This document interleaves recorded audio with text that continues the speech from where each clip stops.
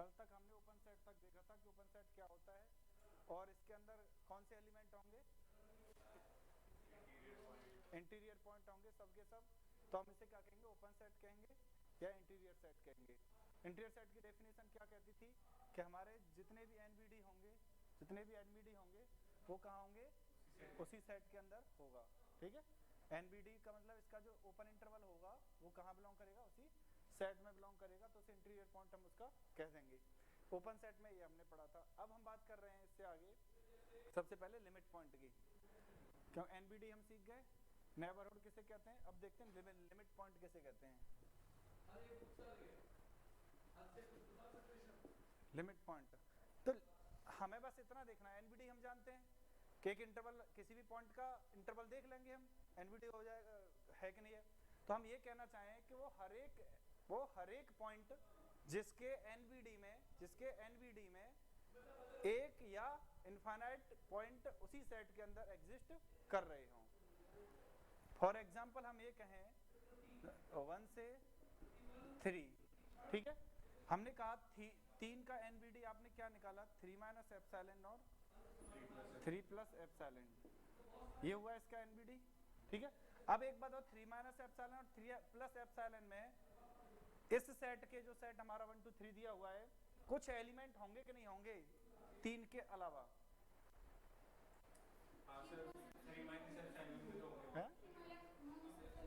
तो इस वाले में तो होंगे ना। इंटीरियर में हमें क्या देखना होता था, ये पूरा इंटरवल क्या होना चाहिए, उसी के अंदर होना चाहिए। लिमिट पॉइंट क्या कह रहा है, बस 1 या 2 या 3 जितने भी हैं इनफाइनाइट एलिमेंट हमें मिल जाए उसके अंदर। ठीक है, ऐसा नहीं है पूरा इंटरवल मिल जाए, उस इंटरवल में 2-4 एलिमेंट ऐसे हों जो सेट के अंदर भी बिलोंग कर रहे हों। तो आप देखना 3 माइनस एप्सिलॉन में इधर साइड चलेंगे तो हमें मिल जाएगा, तो इसका लिमिट पॉइंट जो होगा 3 भी होगा। ठीक है, और इसका यहां हम देखेंगे कोई भी 2 है, 2 के माइनस एप्सिलॉन 2 प्लस एप्सिलॉन में भी हमें कुछ न कुछ मिलेगा, ये भी क्या होगा, इसका लिमिट पॉइंट होगा। 1 भी इसका लिमिट पॉइंट होगा। तो यहाँ दोनों में डिफरेंस देखें तो वहां हमें क्या 3 का एनबीडी मिल रहा था, 3 को एनबीडी बन रहा था, इंटीरियर पॉइंट बन रहा था, ये इंटीरियर पॉइंट नहीं बन रहा था क्योंकि इसका टोटल इंटरवल इसके अंदर एग्जिस्ट नहीं कर रहा था। लेकिन ये लिमिट पॉइंट बन जाएगा इंटीरियर पॉइंट बने या ना बने। अब एक बार, क्या लिमिट पॉइंट जरूरी है उसके अंदर बिलोंग करे, पर इंटीरियर पॉइंट लिमिट पॉइंट के अंदर बिलोंग करेगा। हाँ, अब देखो ये देखो क्या क्या क्या क्या इंटीरियर पॉइंट जो होंगे वो सारे लिमिट पॉइंट होंगे, पर सारे लिमिट पॉइंट इंटीरियर पॉइंट नहीं होंगे। बताओ कोई दिक्कत इस बात से? सारे लिमिट पॉइंट इंटीरियर पॉइंट नहीं होंगे, लेकिन जितने इंटीरियर पॉइंट होंगे वो सब लिमिट पॉइंट होंगे, इस बात में हमें कोई दिक्कत नहीं है, क्योंकि वो सबको लेके चलेगा, इंटीरियर तो पूरा लेके चलेगा और लिमिट पॉइंट है वो क्या लेके चलेगा, कुछ ही मिल जाए उसे। ठीक है, ऐसे इसमें देखें हमारा 3 लिमिट पॉइंट होगा बट नॉट इन 1 3, इसके अंदर नहीं है लेकिन फिर भी है, लिमिट पॉइंट है। तो हम क्या कहेंगे यहाँ कि किसी भी लिमिट पॉइंट के एनबीडी में एक या एक से अधिक एलिमेंट उस सेट के अंदर एग्जिस्ट करते हैं तो वो क्या कहलाएगा, हमारा लिमिट पॉइंट कहलाएगा उस सेट का।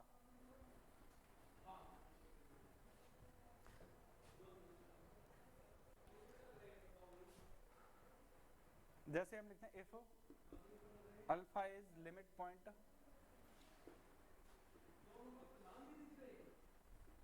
ऑफ सेट एस, यदि सेट एस का अल्फा क्या है, लिमिट पॉइंट है, then NBD of alpha has infinite elements in S. ठीक है, यहीं पर और लिख लो,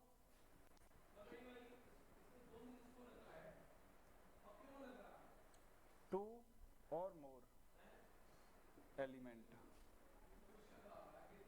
ठीक है, या ऐसे भी लिख सकते हैं मिनिमम उस पॉइंट को छोड़कर उसके अलावा और हों। ठीक है, at least 1 point instead of limit point.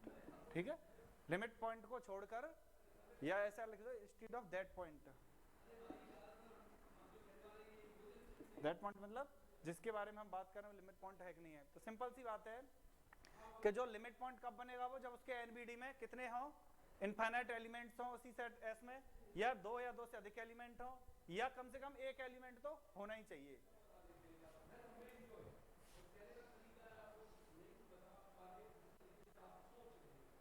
ठीक है, कोई दिक्कत यहां तक? इसके जस्ट आगे हम पहुंचे लिमिट पॉइंट। सेकंड कंडीशन आप लिख सकते हो limit point may be exist in set और नॉट। ठीक है, लिमिट पॉइंट सेट में एग्जिस्ट कर भी सकता है और नहीं भी सकता। ठीक है, limit point may be in set may be या मे नॉट, यहीं पर लिख लेना मे नॉट या पीछे नोट कर देना। इंग्लिश तो आपकी है, जैसे चाहो वैसे बना सकते हो। ठीक है, मतलब ये है कि लिमिट पॉइंट इसके अंदर हो भी सकता है और नहीं भी हो सकता है। ठीक है, एक बात आप बताओगे, क्या किसी फाइनाइट सेट का लिमिट पॉइंट कितने होंगे? किसी फाइनाइट सेट के लिमिट पॉइंट होंगे नहीं होंगे, कितने होंगे? ओ भाई साहब बताइए बताइए। फाइनाइट सेट के कितने लिमिट पॉइंट हो सकते हैं या नहीं हो सकते हैं? क्योंकि उसके अंदर कोई भी एनबीडी इंटरवल एग्जिस्ट नहीं करता है। ठीक है ना, तो इसलिए finite set not any limit point, सीधा आता है ये लिखा हुआ। फाइनाइट सेट लिमिट पॉइंट रखता है नहीं रखता है?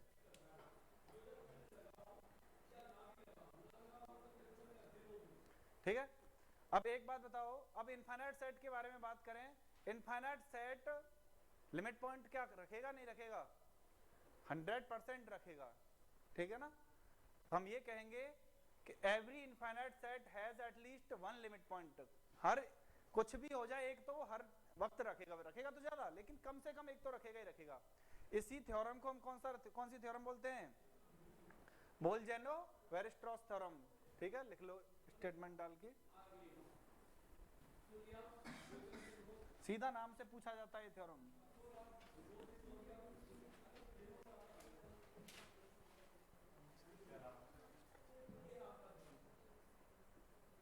बोल-जेनो-वेयर-स्ट्रॉस थ्योरम, WEIST।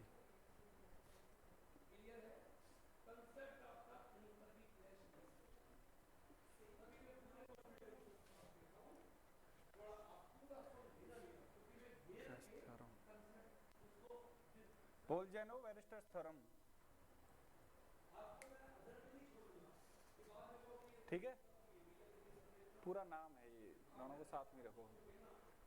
इसके अकॉर्डिंग हम क्या कहेंगे? एवरी इनफाइनाइट सेट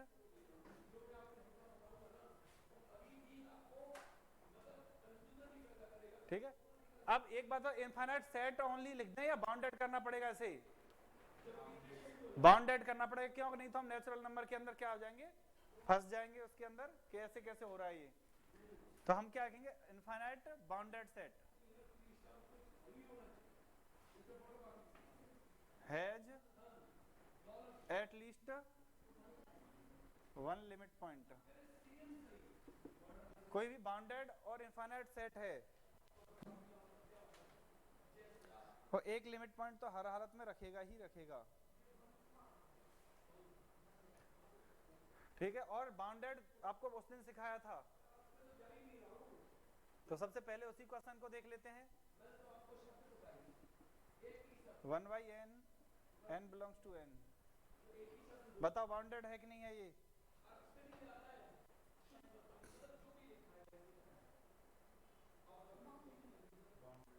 ठीक है ना, बाउंडेड है। किस किस के द्वारा बाउंडेड है?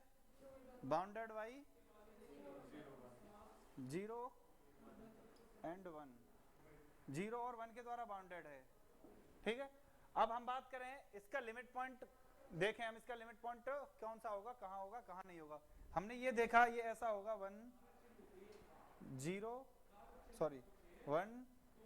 कितना हो गया 1/2 1/3, कहाँ जाने की कोशिश करेगा ये?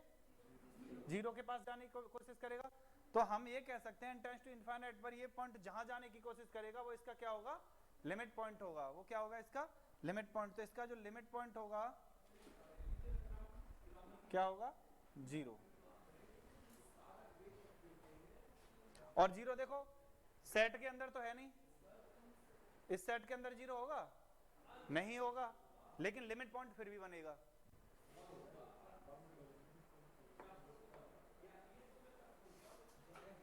ठीक है, एक और क्वेश्चन यहीं से यहीं देखो, n+1/n यूनियन -n+1/n, इसका लिमिट पॉइंट बताइए।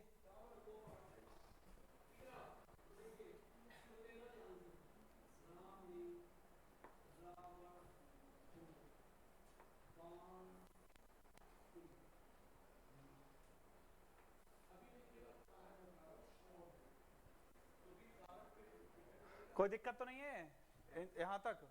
यहां बात करें सिंपल सी, ठीक है ना। इसमें से इसका क्या हो गया लिमिट पॉइंट 1 और इसका क्या हो गया -1, ठीक है। तो हमारे पास लिमिट पॉइंट क्या हो गए, लिमिट पॉइंट हो गए हमारे पास -1 और 1, ठीक है।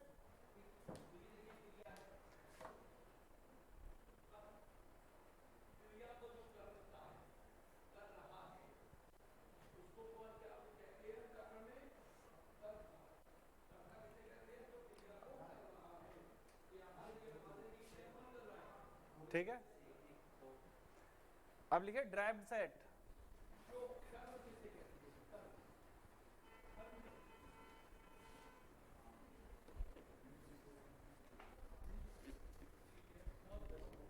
Derived set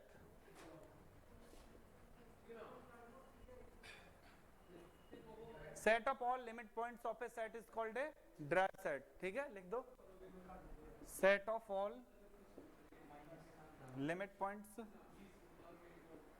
of A set is called derived set. S लिख दो, कोई सेट एस, ठीक है ना, सेट एस लिख लेना कोई, called derived set of S. Denote किससे करते हैं इसे, एस डैश से, ठीक है ना, डिनोटेड बाई डी एस या एस डैश।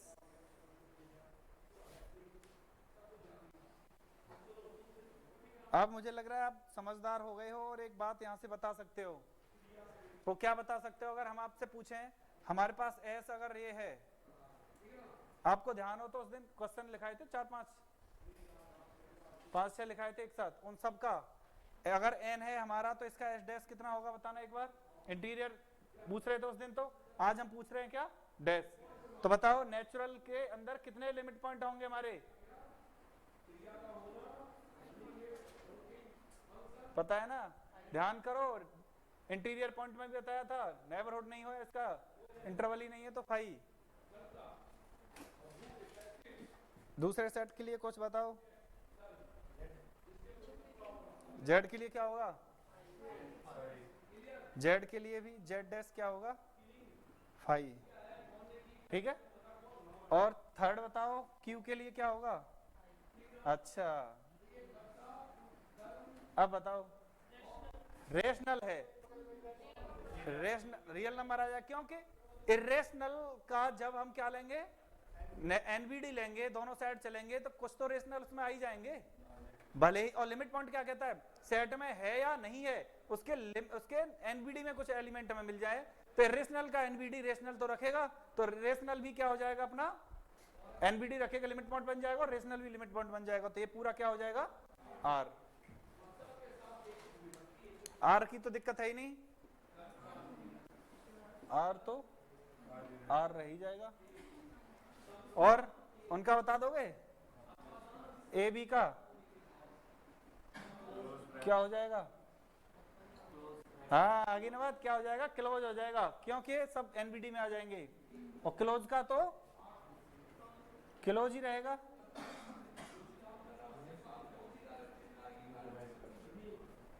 ठीक है,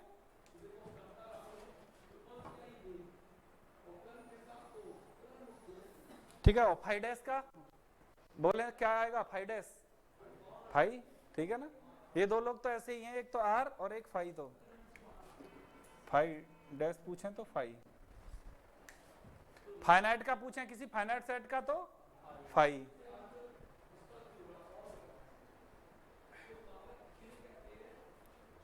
इसी को पॉइंट सेट टोपोलॉजी बोलते हैं। फिर कहो कि कराई कहाँ है, इसी में से आते हैं क्वेश्चन जो 6 7 5 क्वेश्चन आए थे पहले। ये सब जो चल रहा है पॉइंट पॉइंट जो कह रहे हैं ना, पॉइंट है सेट में, ड्राइव्ड और इंटीरियर पॉइंट है, ये पॉइंट है, वो पॉइंट है।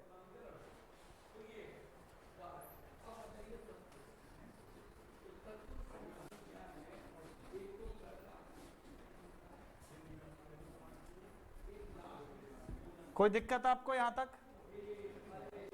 यहां तक कोई दिक्कत हो तो बताइए। इसके बाद बात करते हैं क्लोजर की। Closure of set, closure of set.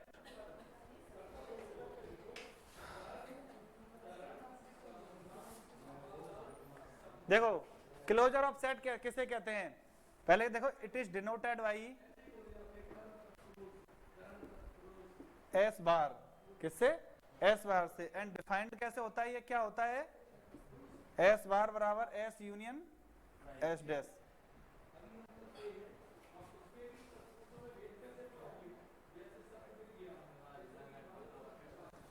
ठीक है,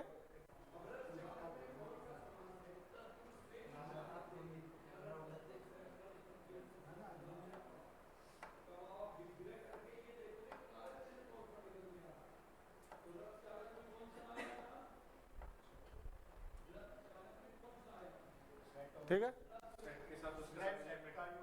हाँ, लिमिट पॉइंट और सेट दोनों मिलकर उसका सेट का क्या कहलाएंगे?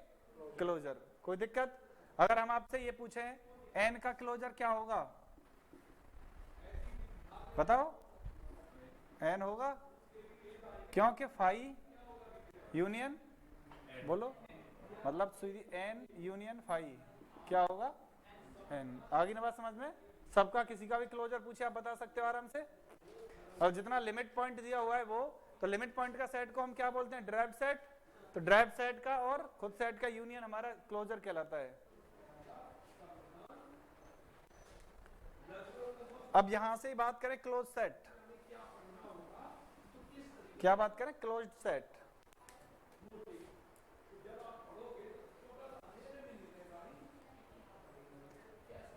देखो S bar is closure of S, then, हाँ, अगर हम क्या कहते हैं, S bar is closure of S है, एस बार क्या है? एस का क्लोजर है, देन एस बार बराबर क्या हो? एस। तब हम क्या कहेंगे? S is called closed set. Simple सी बात है, अगर सेट के बराबर उसका क्लोजर आ जाता है, सेट के बराबर उसका क्लोजर आ जाता है, उसे हम कहेंगे क्लोज सेट। इनडायरेक्टली हम ये कह सकते हैं, डायरेक्टली सीधे कहें कि अगर लिमिट पॉइंट, अगर किसी सेट के लिमिट पॉइंट उसी सेट में है, किसी सेट के लिमिट पॉइंट उसी सेट में है, तो उसे सेट को हम कहेंगे क्लोज्ड सेट। बिल्कुल बराबर आ गए, तो ये क्लोज सेट है।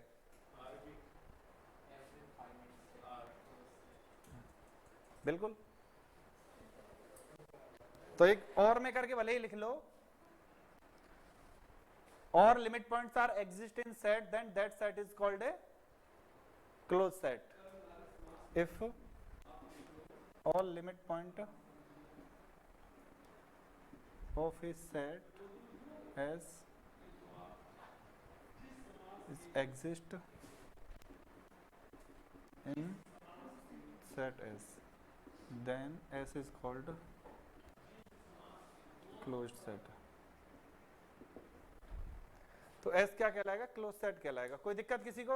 अब बताइए, कोई भी एग्जांपल हो आपके सामने, बता सकते हो क्लोज सेट है, ओपन सेट है, क्या है? अब हमें ये बताइए आर के बारे में, फाई के बारे में, क्यू के बारे में, जेड के बारे में,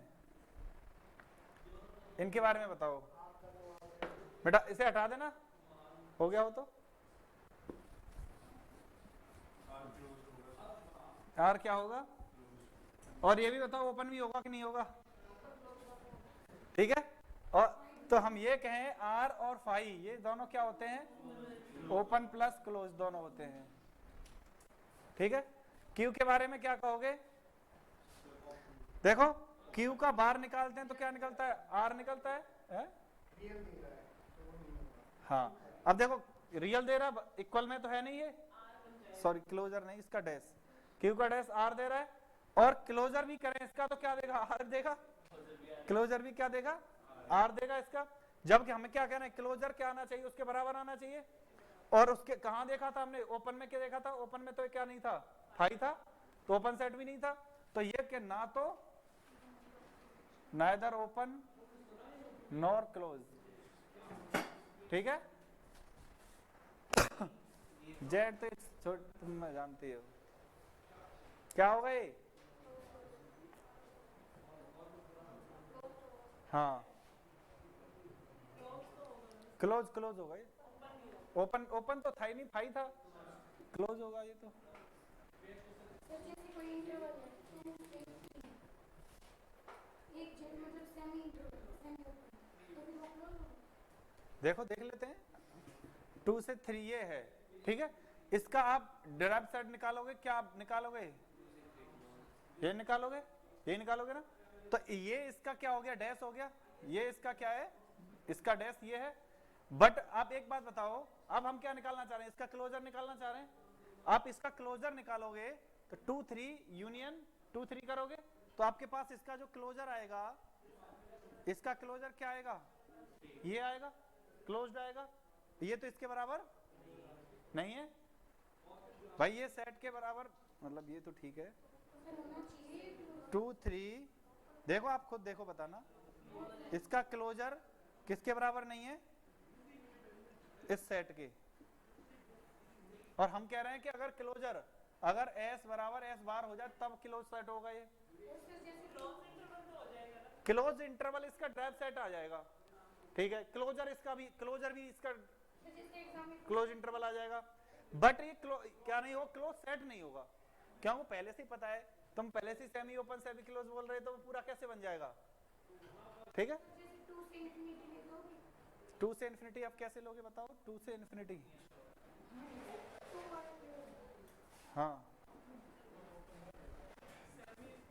आप एक बात, आप खुद पहले से ही उससे कह रहे हो, हम पूछे 26 जनवरी कब मनाई जाती है,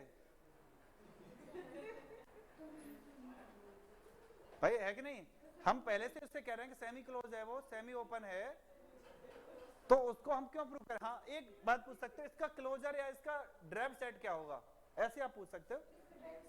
अब जैसे हम आप कह रहे हो इसका ड्राइव सेट क्या होगा, आप 2 से जाओगे इनफाइनाइट तक जाओगे, ठीक है। अब इनफाइनाइट तो कोई वैल्यू हमारे पास है ही नहीं, अब तुम ऐसा कोई इंटरवल हमें बताना पड़ेगा कौन सा है ऐसा, कि 2 से इनफाइनाइट के बीच में कोई रेंज आएगी, रेंज जिसे बोलते हैं, तो जितने एलिमेंट होंगे इनफाइनाइट से इधर वाले होंगे, तो इनफाइनाइट कोई वैल्यू तो हमारे पास है नहीं जो हमारा लिमिट पॉइंट बनेगा, सिंपल बात है, जब ये तो लिमिट पॉइंट बनेगा नहीं इनफाइनाइट हमारा, तो हमें ये देखना होता है वो इसके बराबर आ जाए, इसके बराबर आ जाए, जहां ये एक बंद और एक आधा है वहां हो ही नहीं सकता क्लोज ना ओपन, ना क्लोज ना ओपन, तो पहले से ही हम कह रहे हैं सेमी क्लोज या सेमी ओपन, तो होगा ही नहीं वो किसी हालत में। तो फिर से एक बार देख लेते हैं, ड्राइव सेट क्या होता है हमारा, close drive set S union S dash, इसे हम बोलते हैं एस का क्लोजर, और ये सेट किसके बराबर आ जाए, एस के बराबर आ जाए तो इसे हम बोलते हैं क्लोज्ड। ये तो हो गया हमारा क्लोजर, अगर ऐसा बराबर इसके आगे इसे बोलते हैं क्लोज्ड। ठीक है, ऐसे ड्राइव सेट में आपने देखा था, क्या देखा था, ये आ जाए हमारा, ठीक है, सॉरी ड्राइव नहीं, वो इंटीरियर पॉइंट इंटीरियर सेट में, ओपन सेट में ये था हमारा। जेड क्लोज क्यों है, जेड का आप बताइए हमें, लिमिट पॉइंट कितने होंगे, 5 यूनियन जेड कितना आएगा, जेड। कोई दिक्कत हो तो बताओ यहां तक।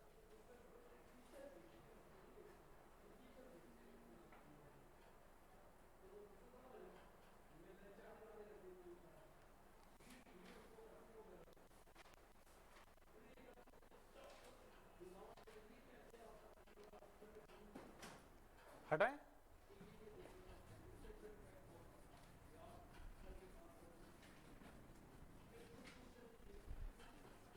और यहीं से डेंस सीख लो, डेंस सीख लो। अगर इसका जो लिमिट पॉइंट का जो क्लोजर है, लिमिट पॉइंट का क्लोजर है उसी सेट के बराबर आ रहा है, क्लोज्ड हो रहा है वो, तो डेंस इन इटसेल्फ हो जाएगा। ठीक है, अगर वो किसके बराबर आ जाए, आर के बराबर आ जाए, जैसे आपने देखा था Q किसके बराबर आया था, तो इसे हम क्या कहेंगे, Q डेंस इन R। ठीक है, हम बात करते हैं इनकी प्रॉपर्टीज की। अब प्रॉपर्टीज क्या, सीधी सी बात है, हम सबसे पहले ओपन सेट की बात कर रहे हैं। किसकी, ओपन सेट की। ओपन सेट में क्या, हाँ dense, DENS dense.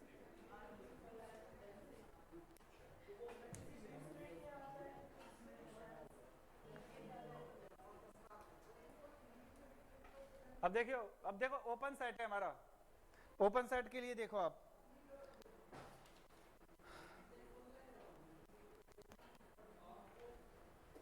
Open set का जो फाइनाइट यूनियन है, क्या फाइनाइट यूनियन, फाइनाइट यूनियन समझते हो, ओपन दो या दो से अधिक ओपन सेट का यूनियन करें तो क्या आएगा, ओपन आएगा। ठीक है ना, और आर्बिट्री यूनियन करें, यूनियन करें तब भी क्या आएगा, ओपन आएगा। ठीक है, बताओ कोई दिक्कत हो तो। इनफाइनाइट तक, n टाइम्स तक यूनियन करें, n सेट लेके।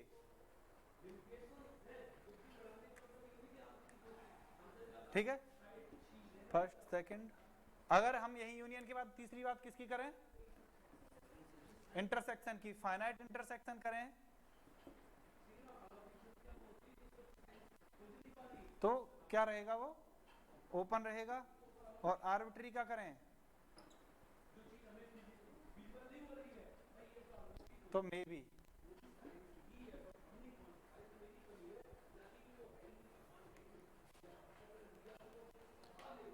और आपको देखना हो तो एग्जाम्पल इसमें आप ये देख सकते हो,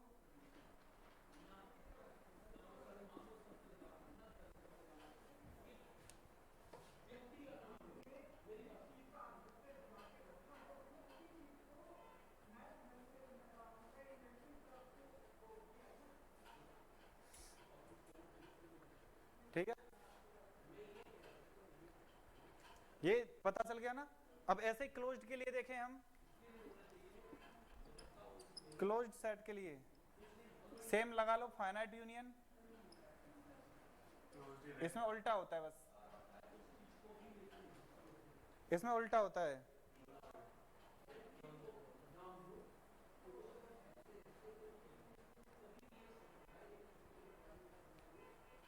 ठीक है, उल्टा मतलब फाइनाइट यूनियन क्या हो जाएगा, ये तो यूनियन क्या रहेगा आपका, क्लोज्ड रहेगा। और आर्बिट्री करें इसका, मे भी हो जाएगा।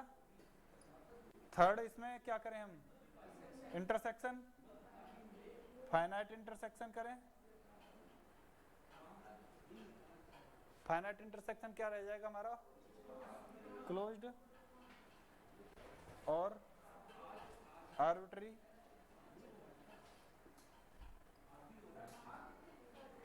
क्लोज्ड।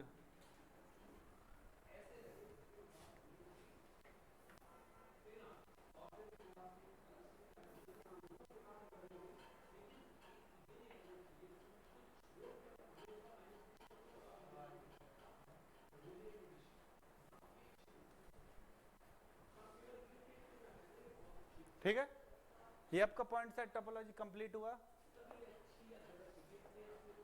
ठीक है, कोई क्वेश्चन वोश्चन हो आप पूछ सकते हो।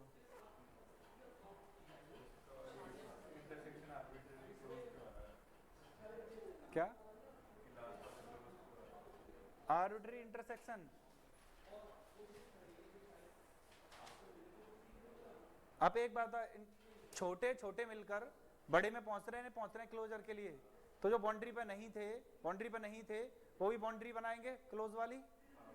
ड्राइव, जब ड्राइव के साथ रहेंगे तो क्लोज बन जाएगा वहां जाके, इसलिए यूनियन क्लोज हो जाता है। यूनियन में और इसमें इसका जो होता है क्या है, ये यूनियन में मे बी की कंडीशन आर्बिट्री में हो जाती है। क्या? हाँ हाँ 1 + 1/n इसकी पावर n। हाँ नहीं, हाँ सुप्रीमम ई बोला था, ठीक है, इन्फीमम 2 बोला था। उल्टा है,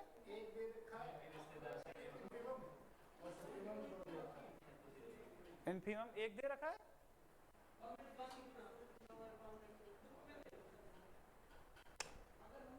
बताएंगे बाद में, देखेंगे उसे, बट पॉसिबल नहीं है। हाँ हाँ हाँ बताते हैं उसे, बात तुम्हारी सही है। इस हिसाब से तुम ये आप जो कहना चाह रहे हो ना, हम ये आप ये उसने कहा है कि n इनफाइनाइट पर जाएगा, तो उसे उसने कहा है 0 पे पहुंचा रहा है, 1 रह गया, तो उसने इनफाइनम छोटा 1 ले लिया कि 1 पे पहुंचने की कोशिश करेगा ये, ठीक है। जब हम आप देख रहे हैं कि n टेंड्स टू इनफाइनाइट पर हम जाने की कोशिश करते हैं, ये भी तो इनफाइनाइट पर जाने की कोशिश करेगा, इसलिए हमें दुख हुआ है।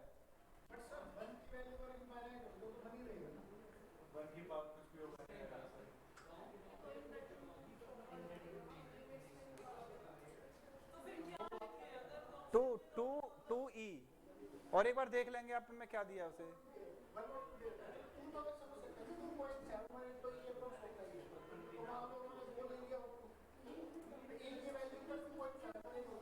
हाँ तो 2 मतलब 2 ई, उसने डायरेक्ट ई है हमारे पास, तो 2.67 इस हिसाब से लिया उसे, ठीक है। और एक 2 लिया डायरेक्ट, 1 और 2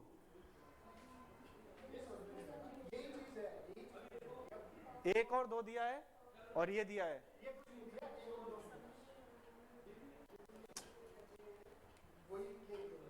नहीं, कुछ और दिक्कत होगी उसकी ये नहीं हो सकता है। अब देखिए बात करते हैं सीक्वेंस की। सर अगर इसी क्वेश्चन में रेंज निकालते हैं, रेंज निकालेंगे सीक्वेंस में, यही क्वेश्चन की रेंज निकालेंगे सीक्वेंस में। देखो सीक्वेंस क्या होता है, सीक्वेंस एंड सीरीज तो पढ़ी होगी आपने सीक्वेंस सीरीज पढ़ी है नहीं पढ़ी है? तो सीक्वेंस क्या होता है और डिनोट करते हैं इससे, किससे? जब तुमने पढ़ा है तो इतना यहीं से स्टार्ट करते हैं। ये कोई एक्स एन टाइप की है, ठीक है। एन क्या कोई नेचुरल नंबर है, एन क्या कोई क्या, हाँ तो बस आए आगे, एक्स एन है, एन कोई क्या है नेचुरल नंबर है। तो इसमें हम ये बोल सकते हैं कि यहाँ हम नेचुरल इसके डोमेन से जाएं और कोई रियल का कोई सबसेट है ए, ठीक है, यहाँ जाएं, रियल भी हो सकता है, रियल का कोई सबसेट हो सकता है। तो हम कह रहे हैं कि 1 2 3 4 5 यहाँ से हम यहाँ जाना चाह रहे हैं, यहाँ से हम यहाँ जाना चाह रहे हैं। तो हम डोमेन की बात करें तो हमारा क्या है, एक्स एन से बात कर रहे हैं, एक्स एन से 1 2 3 जो। अब ये वैल्यू पुट करने के बाद तो हमेशा सीक्वेंस में डोमेन क्या रहता है हमारा, नेचुरल नंबर। सीक्वेंस में नेचुरल नंबर डोमेन है, और रेंज जो स्पेस होगा, रेंज जहाँ जाएंगे वो डिपेंड करेगा आर का कोई सबसेट होगा, आर का कोई। अरे यार देखो एन है हमारा, हम यहाँ से स्टार्ट करेंगे, पहला टर्म क्या होगा, आप बताओ नेचुरल नंबर में गिनती करते हो या रियल नंबर में, या तुम कॉम्प्लेक्स नंबर में गिनती करते हो? किसी चीज को काउंट करोगे तो नेचुरल में करोगे, तो हमारी काउंटिंग है 1 2 3 4 5, पहला पद, दूसरा, तीसरा, चौथा, पांचवा, ये। तो ये पहला पद कहाँ जा रहा है, दूसरा कहाँ जा रहा है, तीसरा, वैसे मत पहुंचो, पहला टर्म कहाँ जा रहा है, दूसरा टर्म क्या है, तीसरा टर्म क्या है, चौथा टर्म क्या है। हाँ बिल्कुल, एक्स एन है ना, x1 x2 x3 x1 ये डोमेन हो गए, मतलब ये हमारे पहले एलिमेंट जाएंगे कहाँ, रेंज में, इनकी जो टर्म वैल्यू होगी वो रेंज में कहलाएगी, बस आगे, ठीक है। तो किसी की भी रेंज कोई पूछ रहा हो तो 1 2 3 4 ये कहाँ पहुंचेंगे, रियल के किसी सबसेट में पहुंचेंगे, यहाँ तक कोई दिक्कत हो। और इसको डिनोट xn से भी कर सकते हैं, ठीक है, और इसे in से भी कर सकते हैं, in भी बोल सकता है कोई ऐसे। हाँ कोई दिक्कत हो तो बताइए यहाँ तक, ठीक है।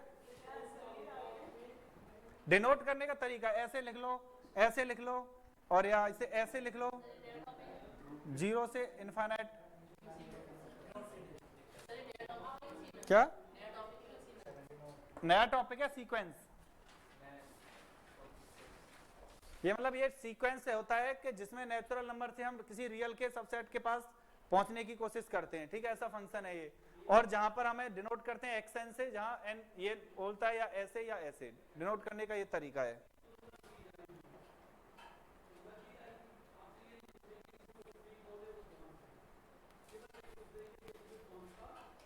ठीक है, जैसे आप यहां से रियल में मान लेते हैं ये आपका सबसेट नहीं, कोई रियल ही है, ठीक है। हमने कहा हमारा जो वो है 1/n है, क्या ये 1/n, n belongs to n, ठीक है। ये है हमारा कोई सीक्वेंस टाइप का, ठीक है। अब हम पहुंच रहे हैं यहां से 1 को ले गए कहां, 2 को 1/3, 1/4, ठीक है। तो ये आपका रेंज स्पेस हो गया, इसका ये रेंज, ठीक है। तो ये यहां से यहां जा रहा है, यहां से यहां जा रहा है। और लिखेंगे कैसे, एक तरीका ये है, हम लिखेंगे कैसे xn को भी, जैसे हमारा xn है ये, ठीक है। इसका मतलब यही तो हो गया x1, x2, x3 and so on xn। कोई दिक्कत किसी को, ये ऐसे लिखते हैं इसे, ठीक है।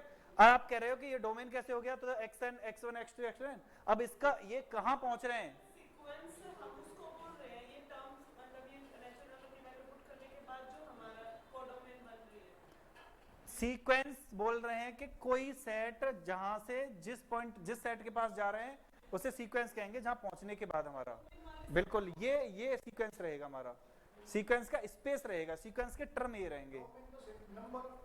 नंबर ऑफ टर्म मतलब इनकी सीक्वेंसिंग क्या है, टर्म की सीक्वेंसिंग क्या है।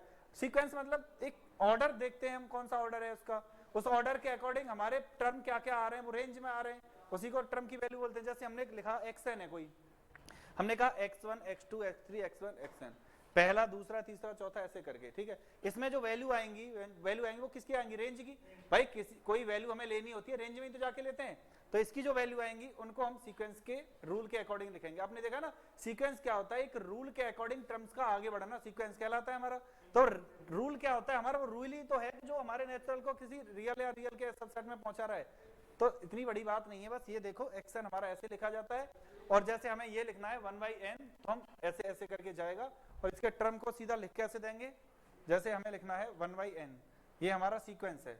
अब देखना हमारा 1/n क्या कोई सीक्वेंस है, तो इस सीक्वेंस को हम ऐसे लिख सकते हैं, क्या क्या, 1, 1/2, 1/3, 1/4 एंड सो ऑन 1/n। बताओ, ये है सीक्वेंस, कुछ नहीं है बस, ठीक है। और अगर n नेचुरल है तो आप ये भी हटा सकते हो, आप क्या लिख दोगे, इनफाइनाइट तक गया, ये 0 तक, मतलब जैसा भी चाहो आप।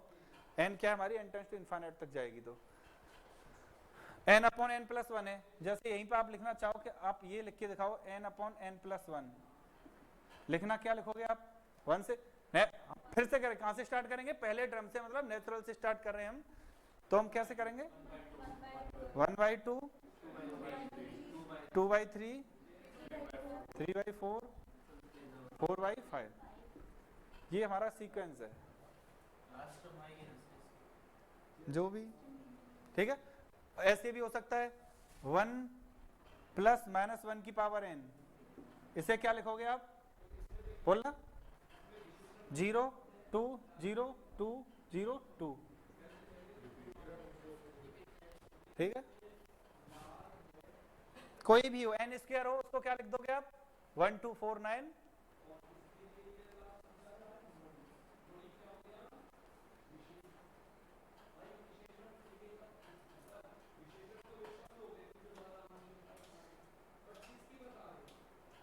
ठीक है। अब लिखिए रेंज ऑफ सीक्वेंस, वैसे समझा तो दिया आप क्या हो गया ये। अब हम बात करें रेंज ऑफ सीक्वेंस क्या होगी, टर्म्स के जो वैल्यू होती है, टर्म्स के जो एलिमेंट होते हैं, उनको हम क्या कहते हैं, रेंज ऑफ सीक्वेंस। जैसे हमारे पास ये क्या है, यहाँ पर रेंज ऑफ सीक्वेंस 1/, इस वाले सीक्वेंस की रेंज क्या है, इस वाले सीक्वेंस की रेंज क्या है, ये है, इस वाले सीक्वेंस की रेंज क्या, ये है, ठीक है।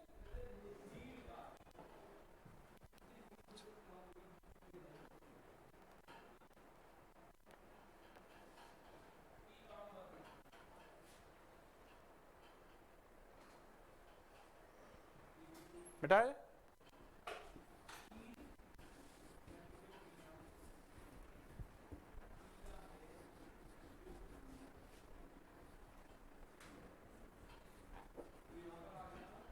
देखो,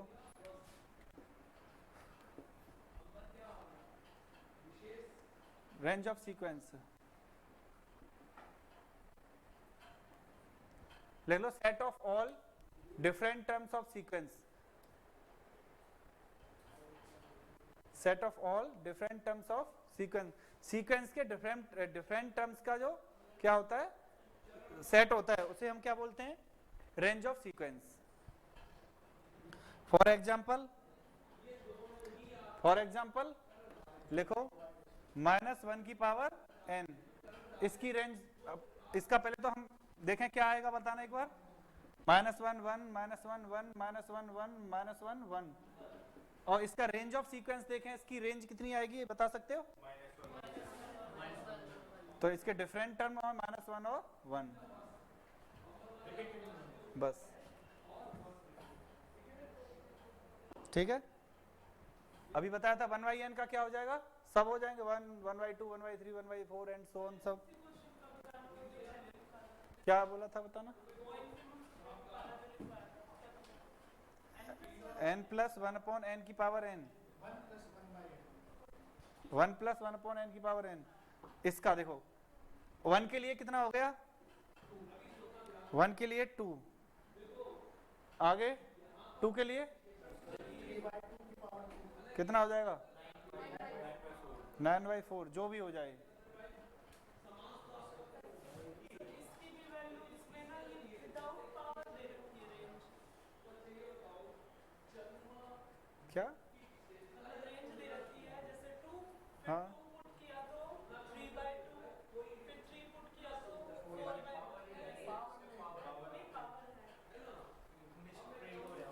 ऐसा नहीं होता है, सीधी बात है, हमारा ये फंक्शन है तो हम जहां पहुंचाएंगे वहीं तो हमारी रेंज होगी, हटा कैसे देगा वो यहां से? हाँ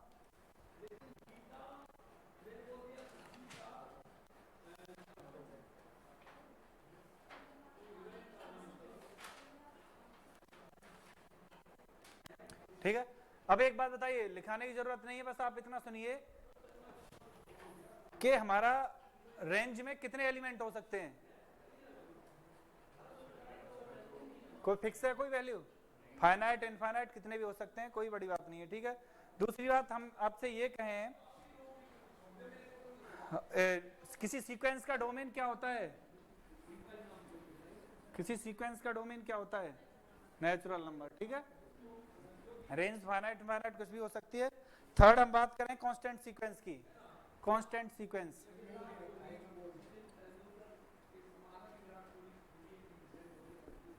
कांस्टेंट सीक्वेंस बताइए क्या होता है? तो हाँ, जैसे xn है, ये अगर कांस्टेंट सीक्वेंस है तो इसकी वैल्यू xn हर बार कहाँ जाएगी, c के पास, ठीक है। मतलब ऐसे बोल सकते हैं कि कांस्टेंट दिख तो रहा है, कांस्टेंट सीक्वेंस है तो xn हमारा क्या रहेगा, हमेशा c, ठीक है, for all for every n के लिए, ठीक है। मतलब n में हर एक वैल्यू के लिए x1 x2 x3 हर बार क्या रहेगा हमारा c। तो इसके रेंज में कितने होंगे एलिमेंट, एक, ठीक है ना। किसी कांस्टेंट सीक्वेंस की रेंज में कितने एलिमेंट होते हैं, एक एलिमेंट होता है, ठीक है।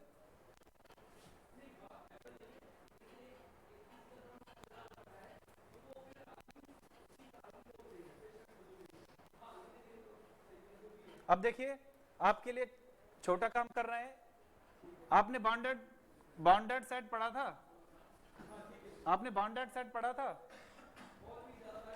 अब देखो बाउंडेड सेट में वहां बात कर रहे थे, यहां हम उसी सेट को किस में बात करेंगे, सीक्वेंस में। सेम यही काम चल रहे थे, नहीं कर रहे थे, 1/n का n/n+1 का सब यही था, वही काम यहां कर रहे हैं हम। तो यहां पर भी सेम बाउंडेड सीक्वेंस क्या होता है, बस हेडिंग डाल लो और लिखना कुछ नहीं है आपको, बाउंडेड सीक्वेंस सेम है। हमारे पास एक xn ऐसा है, ये अगर बाउंडेड है, ये क्या अगर बाउंडेड है तो हमारे पास एक k1 xn क्या होगा इसका, ये k2 फॉर ऑल xn, जहां पर सभी n कहाँ बिलोंग्स टू n के लिए, ठीक है। जहां सभी xn जितने भी टर्म होंगे n इसके लिए उनकी वैल्यू K1 और K2 के क्या रहेगी, कोई बीच में रहेगी, इसे हम क्या कहेंगे, बाउंडेड सीक्वेंस। अपर बाउंड क्या कहेंगे, इसका अपर बाउंड क्या होंगे, K2 से बड़े, लोअर बाउंड क्या होंगे, K1 से छोटे। इसका इनफाइमम क्या होगा, K1, इसका सुप्रीमम क्या होगा, K2। ठीक है,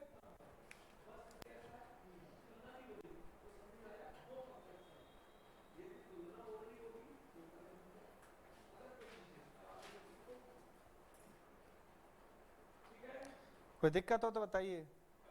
अब आपसे हम ऐसे पूछने लग जाए कौन सा बाउंडेड सीक्वेंस है, कौन सा बाउंडेड सीक्वेंस नहीं है, तो हमारा पागलपन है, क्योंकि आपको सब बता चुके हैं। n+1 के बारे में आपसे हम पूछने लग जाए, ये कैसा है, बाउंडेड है, अनबाउंडेड है, क्या है?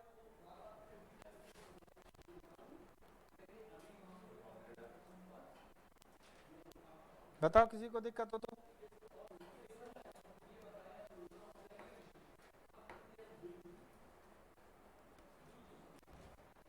कह सकते हो कुछ, या हम ऐसे पूछने लग जाए -1 की पावर n, ये कैसा सीक्वेंस है? सिंपल बात है, आप जानते हो। अगर इनका इनफाइमम सुप्रीमम हमें पता है, लास्ट वैल्यू हमें पता है, बाउंडेड है, वो नहीं पता है तो नहीं है। जैसे ये वाला है, आप कैसे यूज करोगे, आप ऐसे यूज करो जैसे कि हमारा कोई सेट टाइप का है, जैसे जो पहले कर रहे थे। ठीक है, अब देखिए इसके लिए आप देखो मिनिमम वैल्यू और मैक्सिमम, इसका एक्सपेंशन करें तो क्या आएगी, देखना।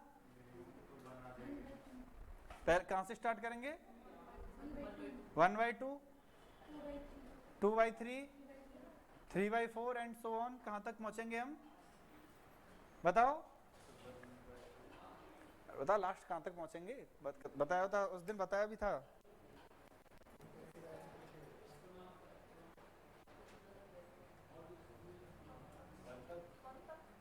ठीक है, 1 तक इनफाइनाइट रखो, n ऊपर से कॉमन, n नीचे से कॉमन, n से n कट जाएगी, 1 + 0 1।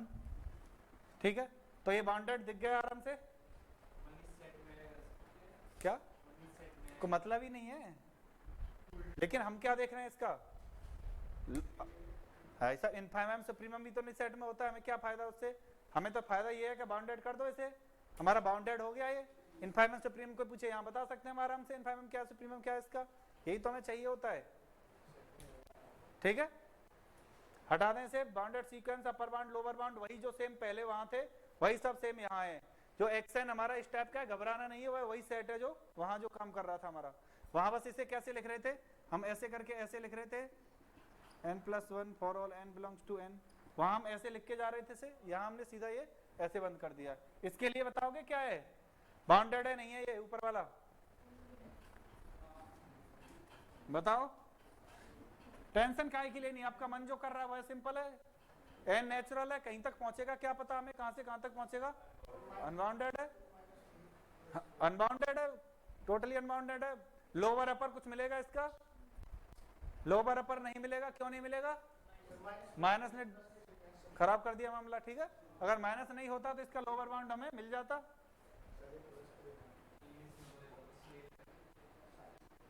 ठीक है, देखो अब देखिए मोनोटोनिकली इंक्रीजिंग सीक्वेंस, पढ़े हो, फंक्शन में पढ़ाए होंगे सर ने, मोनोटोनिकली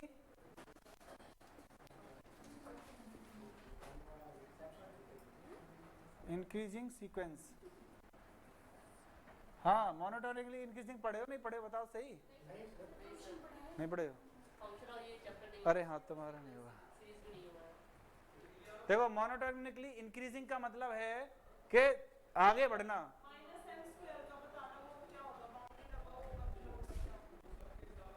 हाँ वैसा बता दो आप सब लोग मिलके, ये वाला है ना -n², या पूरा पूरे -n पे स्क्वायर है, हाँ वही आता है ना। बताओ कहां से कहां तक जा रहे हो, इन्फिनिटी सीधा सा है, अनबाउंडेड है, बिल्कुल इन्फिनिटी मिल जाएगा आपको 1।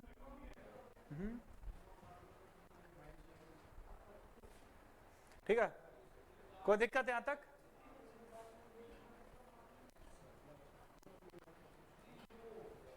तो अब देखो, अब हम मोनोटोनिकली इंक्रीजिंग सीक्वेंस कैसे कहेंगे, कोई भी सीक्वेंस इंक्रीजिंग टर्म में है, इंक्रीजिंग टर्म में है, मतलब उसके टर्म है जो क्या हो रहे हैं, इंक्रीज हो रहे हैं, उसके टर्म क्या हो रहे हैं, इंक्रीज हो रहे हैं।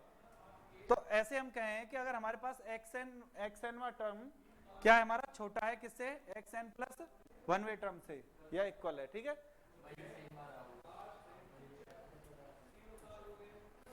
For all for every n belongs to n।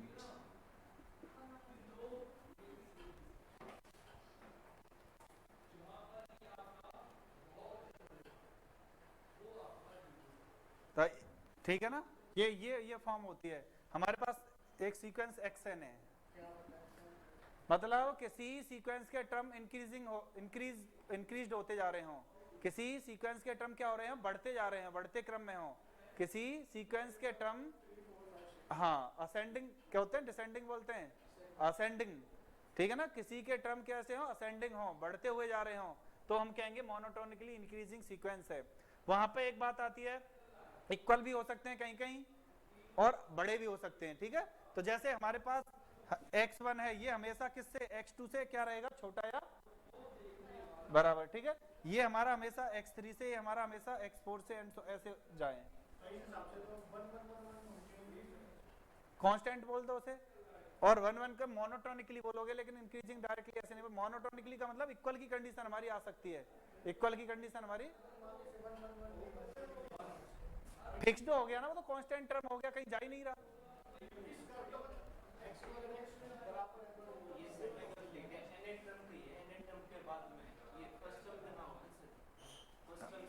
अच्छा अच्छा ये कह रहे हो, xn 1 2 3 ये ठीक है, वो हम लगा भी देते हैं, देखो आप, हम लगा भी देते हैं, आप आ जाओ यहाँ पे, यही टर्म आगे डेफिनेशन में लिखेंगे दूसरी वाली में, ठीक है। वहां हम इसका उल्टा लिखेंगे, तो आप क्या करोगे, x1 x1 x1 x1 इसमें भी करोगे, x1 x1 x1 उसमें भी करोगे ना, दोनों मिक्स में से क्या कॉन्ट्राडिक्शन मारेंगे हम, दोनों कॉन्ट्राडिक्शन से आगे लेके जाएंगे आपको, ये कांस्टेंट टर्म कहीं नहीं जाएगा, ना उधर जा रहा है ना इधर आ रहा है। क्या इक्वल का साइन, कहीं कहीं बीच में टर्म्स आपके इक्वल भी हो जाए लेकिन कम ना हो, बराबर हो जाएं और बढ़ते हुए जाएं, बराबर हो जाएं, या हाँ हाँ हाँ 1 2 2 3 3 4 5 6 6 7 7 इंक्रीजिंग है मोनोटोनिकली।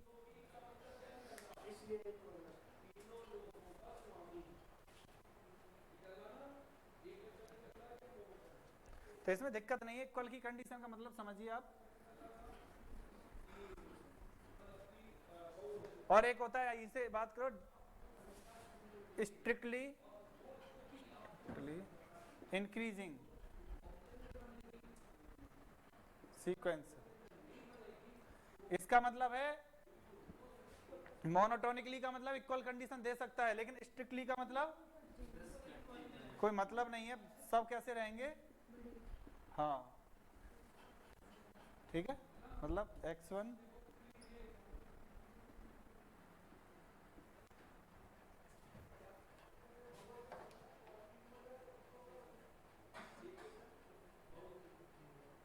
ठीक है।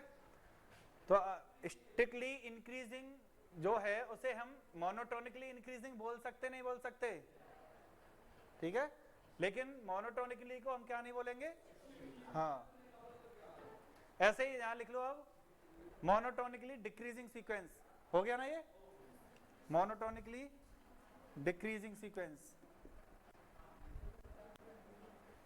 मतलब सीक्वेंस कैसे डिसेंडिंग ऑर्डर में हो, सीक्वेंस कैसा हो, डिसेंडिंग टर्म में हो, डिसेंडिंग ऑर्डर के टर्म में। डिसेंडिंग टर्म का मतलब इन टर्म की मैन तो बढ़ रहा है लेकिन वैल्यू क्या हो रही है, कम हो रही है, ठीक है। वैल्यू ऑफ टर्म क्या होनी चाहिए, डिसेंडिंग में हो, तो हम कहेंगे उसकी क्या हो रही है, वैल्यू घट रही है, तो हम ये वाला साइन कैसा हो जाएगा, ये हो जाएगा, ठीक है, ठीक है।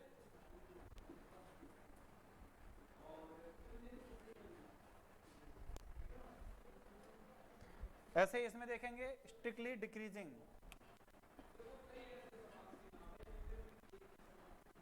तो ये तो आपके छोटे हाथ की बात है, हल्की सी बात है, आपको कभी देखना होगा इंक्रीजिंग या डिक्रीजिंग का, देखते ही बता दोगे, नहीं बता दोगे, टर्म बढ़ रहे हैं तो इंक्रीजिंग, घट रहे हैं तो डिक्रीजिंग, ये भी उल्टा हो जाएगा।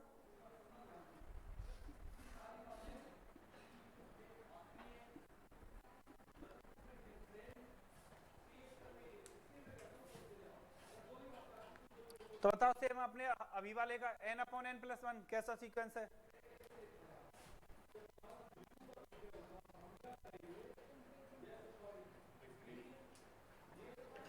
n/n+1 कैसा है? इंक्रीजिंग। किसको दिक्कत है इस बात में? इंक्रीजिंग कह के पीछा मत छोड़ाओ। मोनोटोनिकली इंक्रीजिंग या स्ट्रिक्टली इंक्रीजिंग?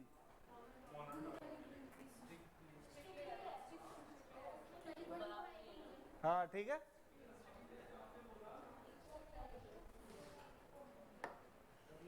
ऐसे 1/n का बताना 1/n।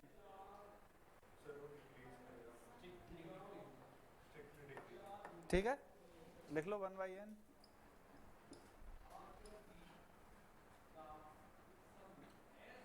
ये हाथों पे रटे होने चाहिए ये चीजें, इससे आपको बहुत फायदा मिलने वाला है आगे।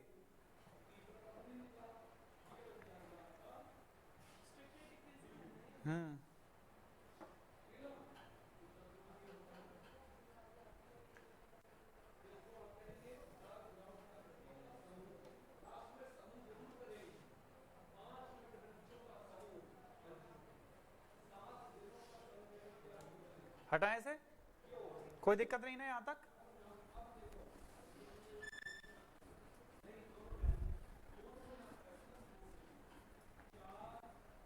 अब देखिए सीक्वेंस क्या क्या हो सकता है आपका। अब बात आती है हमारी यहां से,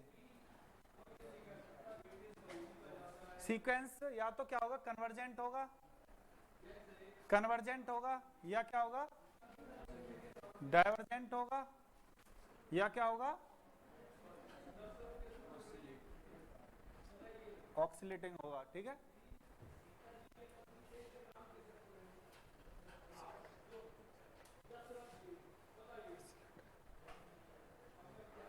ऑक्सीलेटिंग समझते हो ना, या बोल सकते हैं लेटरी।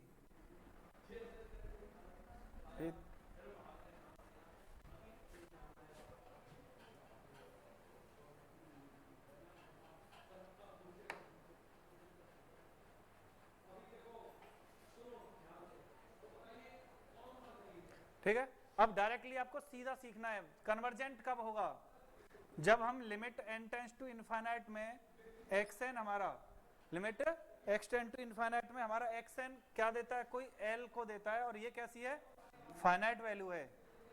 कैसी है, कैसी वैल्यू है, ये फाइनाइट वैल्यू है, तो हम इसे हम क्या कहेंगे, कन्वर्जेंट है। क्या कहेंगे इसे हम, कन्वर्जेंट। फाइनाइट वैल्यू मतलब यूनिक वैल्यू है। ठीक है,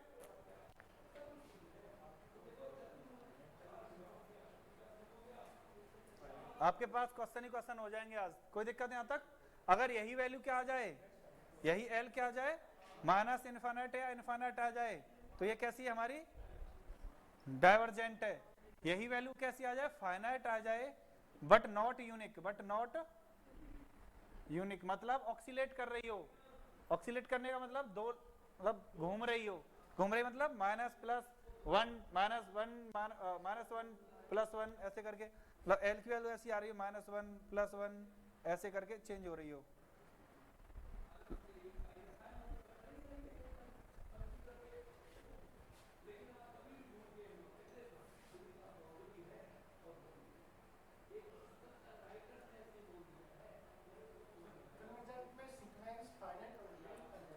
किसमें,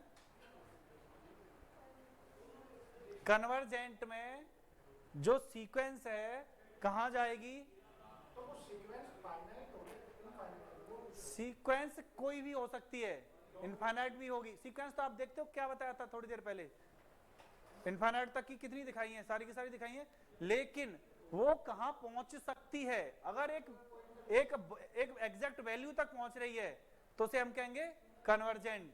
मतलब सिंपल सी बात है, आपने सुना है किरणें आकर किसी लेंस में क्या करती हैं, कन्वर्ज करती हैं यहाँ। ठीक है, साइंस पढ़ते हो अब एक पॉइंट से क्या करती हैं, डाइवर्ज करती हैं। तो यही तो है, अगर सभी टर्म आके एक टर्म पे आके क्या हो जाएं, कन्वर्ज कर जाए तो उसे कन्वर्जेंट, और यहां से उड़ने लग जाए इनफाइनाइट टाइम्स तक कहीं कहीं कहीं कहीं तो उसे डाइवर्जेंट। ठीक है,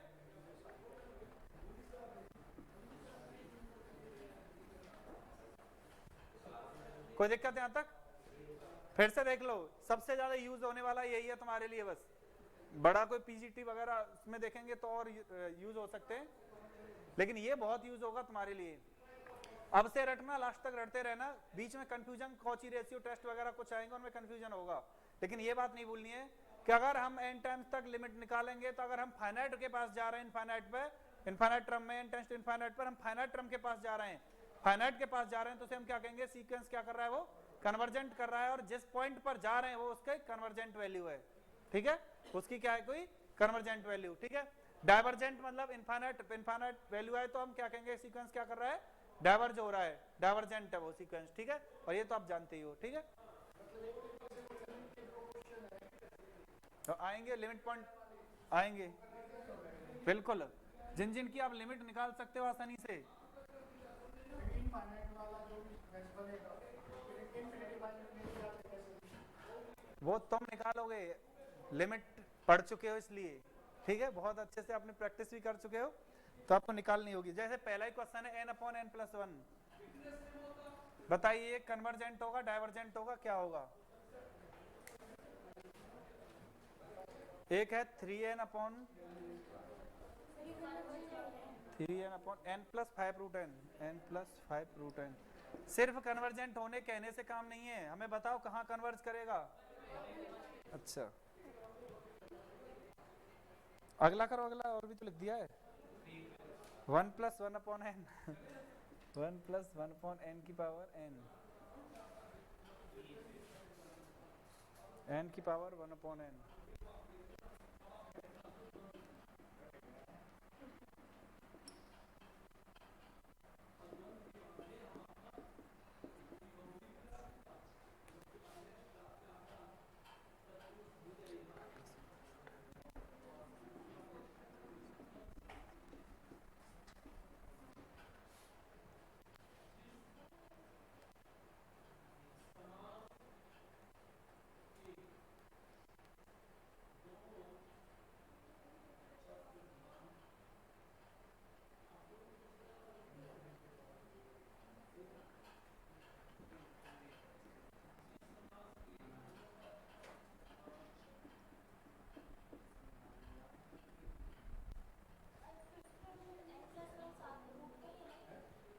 कौन सा? हाँ, 5√n।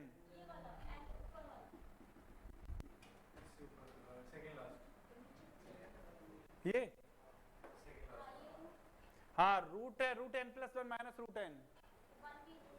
हाँ, टोटल रूट में है वो n+1। बहुत है, इतना ही बताओ।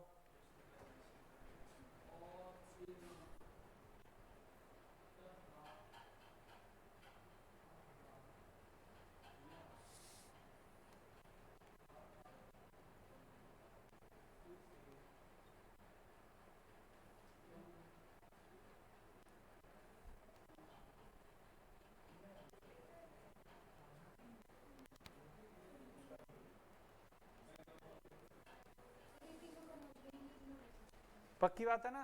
किसी को कोई दिक्कत हो तो बताओ। ये कहाँ कन्वर्ज करेगा? Converge eight 1। ठीक है, कन्वर्जेंट सीक्वेंस है, 1 पर कन्वर्ज कर रहा है। ये वाला, ये वाला कोई दिक्कत किसी को तो नहीं है? जानते हो ना सब लोग निकालना, कन्वर्ज एट 3। ठीक है ना, n n दिख रहा है, n कॉमन लिया, n से n कटा 3, 1 + 5/√n, इनफाइनाइट 0 1 3। ठीक है, ये वाला e कन्वर्ज ही कर रहा है, ये भी। ये वाला बताना, ये वाला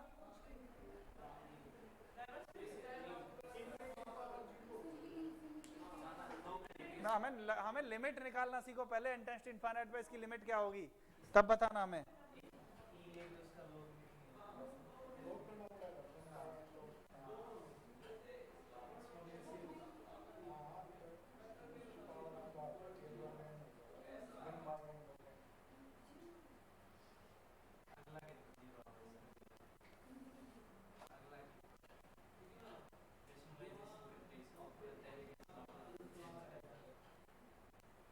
क्या हुआ? लिमिट बतानी है क्या?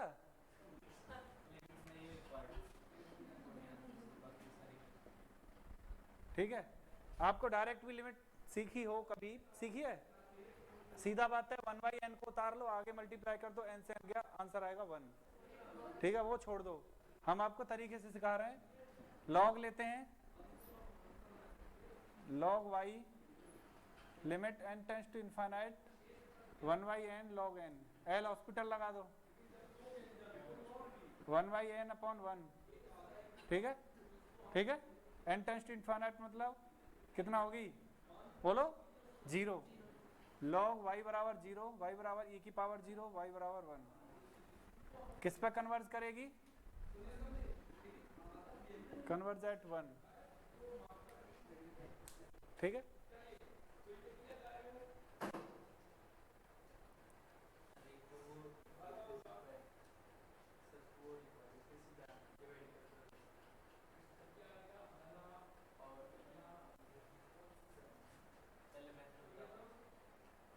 ये वाला देखो, ये वाला कितना बनाएगा ये? पक्की बात है, किसी का कोई दिक्कत तो नहीं है? देखो रैशनलाइज किया आपने इसे, सिंपल बात है, नीचे क्या आ जाएगा? n+1 प्लस के रूट n। ये a plus B a minus B, हटा दें रूट को, a plus B a minus, आप अपने में तो लिखे रहने देना, आगे पॉइंट में लिखना। ठीक है, अब यहाँ n से n कट गया, ऊपर क्या बचा? 1। आपको पता है ऊपर 1 है, नीचे n है, और n इनफाइनाइट जा रही है, तो आप जानते हो इनफाइनाइट रूल से 0 पे जाएगा। ठीक है, अगर डिनोमिनेटर बड़ा है, न्यूमरेटर छोटा है तो 0 पे जाते हैं, और न्यूमरेटर बड़ा है तो इनफाइनाइट पर जाते हैं। ठीक है, अगर डिनोमिनेटर बड़ा है, पावर बड़ी है, हाँ पहले तो वो करना ही करना है, बताओ। n प्लस ए स्क्वायर माइनस बी स्क्वायर लगाया, रूट हट गया दोनों, n+1 माइनस n, n से n कट गया, 1 बचा, नीचे ये पूरा बचा। अब आप बताओ, ऊपर कोई n है ही नहीं, कोई पावर नहीं है, नीचे एक पावर है n की, इनफाइनाइट के लिए डिनोमिनेटर की पावर ज्यादा हो गई, तो आंसर 0।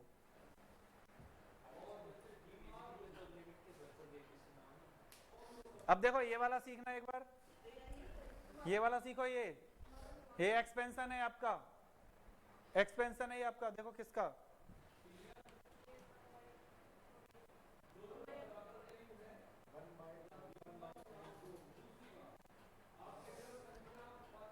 देखो या एक्सपेंशन जरूर देख लेना एक बार, लिमिट पढ़ते हो तो एक्सपेंशन जरूर देख लिया करो। e की पावर x का 1 प्लस क्या होता है, बताओगे? e की पावर x का एक्सपेंशन नहीं पता?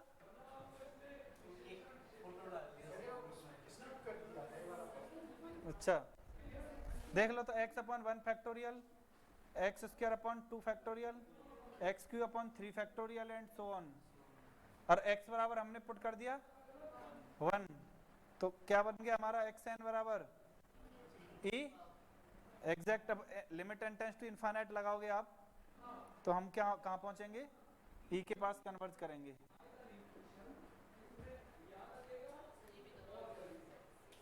हाँ ये भी 0 पे कन्वर्ज कर रहा है।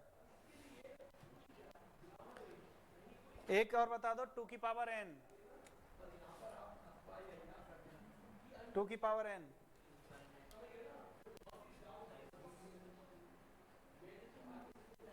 ठीक है, ठीक है, डाइवर्स। एक बता दो, ये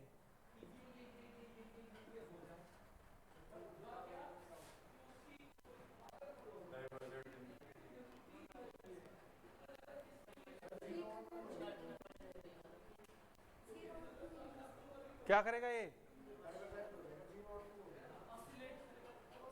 हाँ 0 2 0 2 0 2 0 2 0 2, ठीक है, ये तो इनफाइनाइट जाएगा, डाइवर्स है, और ये ऑसिलेटरी सीक्वेंस लिख लेना 0 2 0 2 0 2।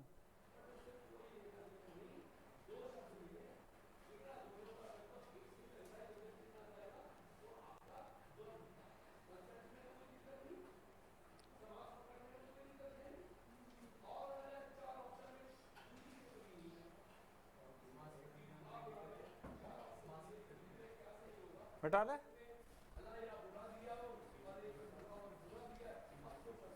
देख लो डबल फायदा मिल रहा है तुम्हें, फर्स्ट पेपर की तैयारी चल रही है। हाँ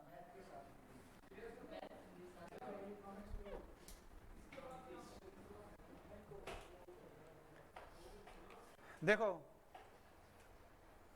आपका एक सीक्वेंस एक्सएन कन्वर्जेंट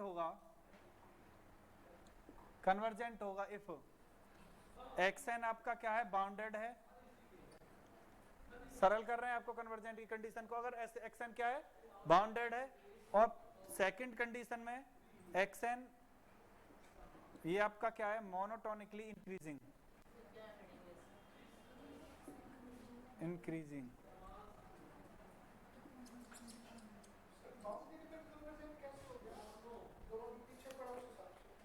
क्या क्या क्या क्या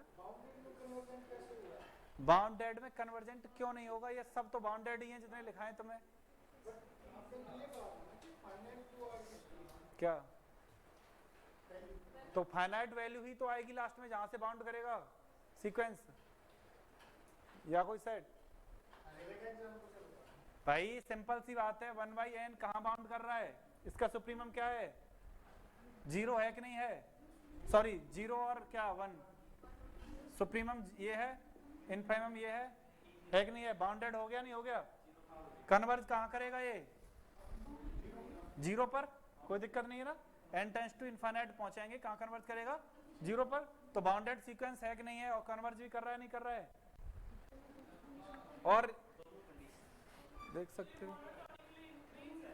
अब ये तो बात आपकी सही है, ये देखना पड़ेगा कि ये गलत कैसे हो रहा है, या तो हमने गलत लिखा है या एग्जाम्पल में कुछ गलत है।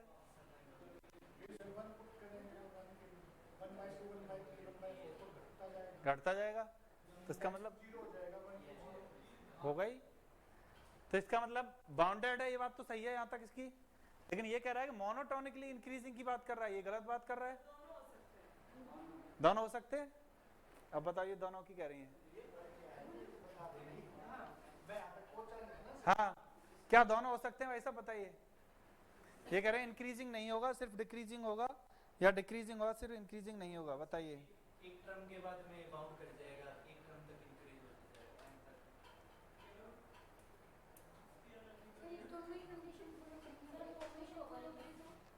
ये बताओ, यहीं तक बताओ बस, क्या कंडीशन रहेगा इसमें।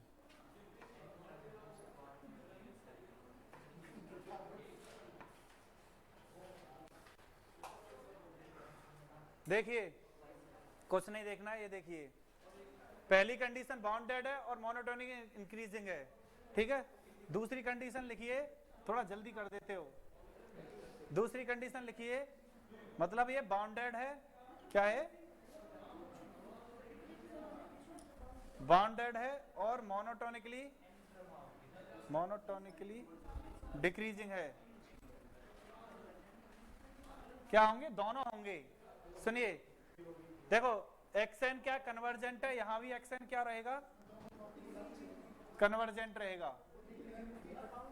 चलो चलो इधर देखिए, हाँ ये भी कन्वर्जेंट है, ये भी कन्वर्जेंट है। पहले क्या चेक करना है, एक्सएन बाउंडेड होना चाहिए, बाउंडेड होना चाहिए, और मोनोटोनिकली इंक्रीजिंग करे या डिक्रीजिंग करे, कन्वर्जेंट होगा। पहली बात सुन लो, बाउंडेड है और मोनोटोनिकली इंक्रीजिंग हो या मोनोटोनिकली डिक्रीजिंग हो, क्या होगा, वो कन्वर्जेंट होगा।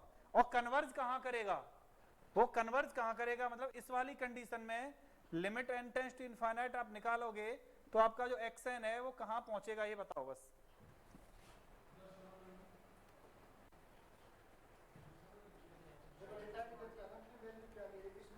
यार क्यों क्यों क्यों डिपेंड करता है, आप बताइए। इंक्रीजिंग करेगा तो क्या निकालेंगे आप, अभी अभी देखा है, ठीक। और इधर देखना, limit n tends to infinite xn कहां जाएगा, अभी क्या लिया था आपने, 1/n लिया था, कहां जा रहे थे, 1/2 1/3 1/4, 0 के पास जा रहे थे, कन्वर्जेंट 0 पे कर रहा था। और सीक्वेंस कैसा है, ये डिक्रीजिंग है, डिक्रीजिंग है, ठीक है। इसका इनफाइमम क्या है, 0। तो आप देखोगे डिक्रीजिंग में क्या लेते हैं, इन्फाइमम। डिक्रीजिंग में क्या लेते हैं, इन्फाइमम ऑफ xn। कोई दिक्कत? तो इसमें हम क्या ले लेंगे, सुप्रीमम ऑफ xn। कोई दिक्कत किसी को हो तो बता सकते हो। तो आप ये भी जानते हो मोनोटोनिकली इंक्रीजिंग क्या होता है, बाउंडेड भी क्या होता है। ये दोनों चीज मिक्स कर दी तो आपको कुछ निकालने की जरूरत नहीं है, कह दोगे कैसा है, कन्वर्जेंट है।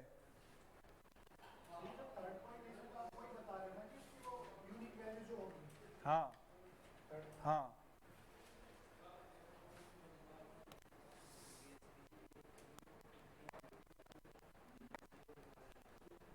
और वैसे भी इतनी कोई ये याद कर लेना, बाकी का कोई जरूरत तो इसलिए नहीं क्योंकि आप लिमिट निकालना जानते हो बहुत अच्छे से। हाँ ये बात सही है, ये रटना इसलिए पड़ेगा क्योंकि ऑप्शन में डाल देते हैं कि ये क्या होगा, ये देखे कन्वर्जेंट सीक्वेंस है तो बाउंडेड होगा, इंक्रीजिंग होगा, देन लिमिट ये होगी। क्योंकि वो हमें करने के लिए कुछ ज्यादा नहीं देते, सब अपना करके देते हैं, हमें छाटने के लिए देते हैं। अब बस बता दो, कहो तो क्वेश्चन कराएं इसका। चलो देखो तो xn 2n + 3/n + 4, 2n + 3/n + 4 बताओ।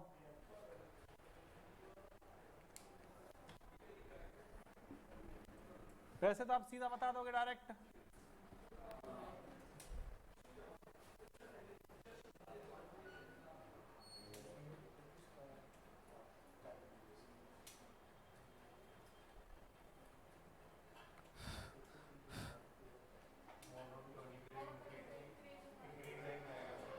कोई दिक्कत किसी को? देखो पहले हम देखते हैं बाउंडेड है भाई, बाउंडेड किसके द्वारा बाउंडेड है ये, 1 और, पक्की बात है ना, कोई दिक्कत नहीं किसी को, 1 और 2 के द्वारा बाउंडेड है ये बता रहे हैं, बताओ। ठीक है, n से n गया 2, n से n गया 2, ठीक है, तो ये बाउंडेड तो हो गया। अब ये डाइवर्ज है, कन्वर्ज है, बाउंडेड लिख दो इसे, बाउंडेड है भाई साहब ये किसके द्वारा, 1 और 2 के द्वारा, ठीक है। बाउंडेड हो गया और इंक्रीजिंग हो गया तो और क्या हो गया, ये इंक्रीजिंग हो गया। इंक्रीजिंग आपने देखा, पहला टर्म दूसरा निकालो पता चल जाएगा वहीं से, इंक्रीजिंग हो गया। अब बाउंडेड हो और इंक्रीजिंग हो तो इसका जो क्या कन्वर्जेंट पॉइंट होगा वो क्या होगा, सुप्रीमम। पक्की बात है ना, सुप्रीमम क्या हो गया इसका, 2, ठीक है ना। और वैसे भी निकालोगे तो n tends to infinite, n से n गया 2, ठीक है।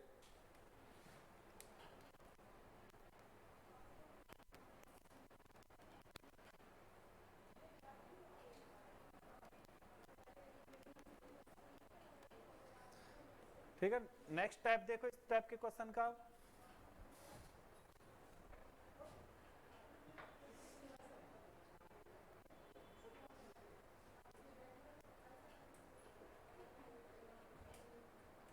हटाए,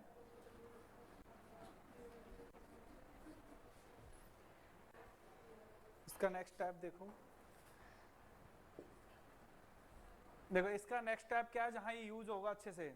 इसने कहा है कि हमारा x1 की वैल्यू 1/2 है, x1 की वैल्यू क्या दी है इसने, 1/2, और xn + 1 की वैल्यू दी है 2xn + 1/3, then xn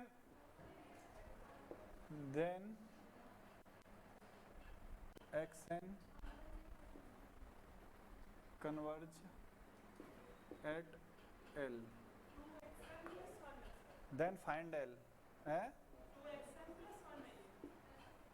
हाँ 2xn + 1/3।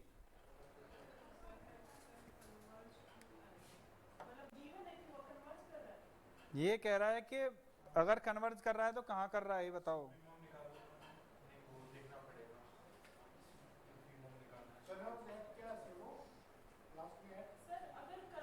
एल कन्वर्ज से पूछा जाए हमसे तो हम ये देख के कि इंक्रीज या डिक्रीज कैसे सीक्वेंस है, हम बस उसका सुप्रीमम निकाल के रख सकते हैं उसके लिमिट को। सुप्रीमम या और क्या,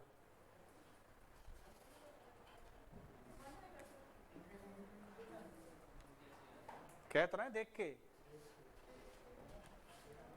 अब देखो x, अब यहां से हम चेक करते हैं, देखो इसे करने का एक तरीका सीखिए आप। हमने कहा xn की हमें वैल्यू चाहिए, xn कन्वर्ज कर रहा है डाइवर्ज कर रहा है, हमने कहा xn माना l पर कन्वर्ज कर रहा है, तो हमारा जो xn है वो कहां जा रहा है, l पे, ठीक है। तो आप बहुत अच्छे से जानते हो जब xn l पे जा रहा है तो हम देखेंगे कि xn हमारा l पे, ठीक है। तो हम देखेंगे xn प्लस 1 भी कहां जाना चाहिए, l पे। ये बात में कोई दिक्कत हो तो बताओ, xn l पर जा रहा है तो xn प्लस 1 भी कहां जाना चाहिए, l पे। मतलब हम ये कहना चाहें कि लिमिट के अंदर इसे हम लिखें कि हम ये कह रहे हैं भाई साहब हम कन्वर्ज निकालना है, n टेंड्स टू इनफाइनाइट हमारा xn ये जा रहा है हमारा l पे, ठीक है। तो हम ये कहेंगे कि अगर n टेंड्स टू इनफाइनाइट पे xn प्लस 1 भी कहां जाएगा, l पे, ठीक है। अब हम इसका यूज करके निकालेंगे कि अब देखें तो सही यहां से वैल्यू l की आई क्या, तभी तो पता चलेगा कि ये वैल्यू दोनों xl सॉरी ये तो x1 है हमारी, पता नहीं है, xn प्लस 1 है। तो हमने कहा इस वाले पॉइंट में आ जाओ, हमने कहा कि l बराबर क्या रहेगा 2l प्लस 1/3, ठीक है। कितना आ गया 3l बराबर 2l प्लस 1, बताओ कोई दिक्कत हो तो किसी को,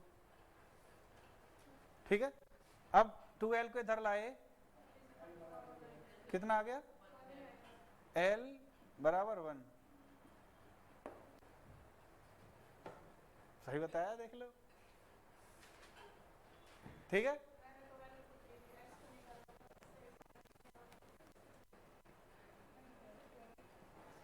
अब देखो हमें देखो कहां होगा, यहां तक तो हमारी बात बन गई कि l की वैल्यू हमारी 1 आ गई, ठीक है। हमने कहा ये दोनों कहां जा रहे हैं, 1 के पास जा रहे हैं।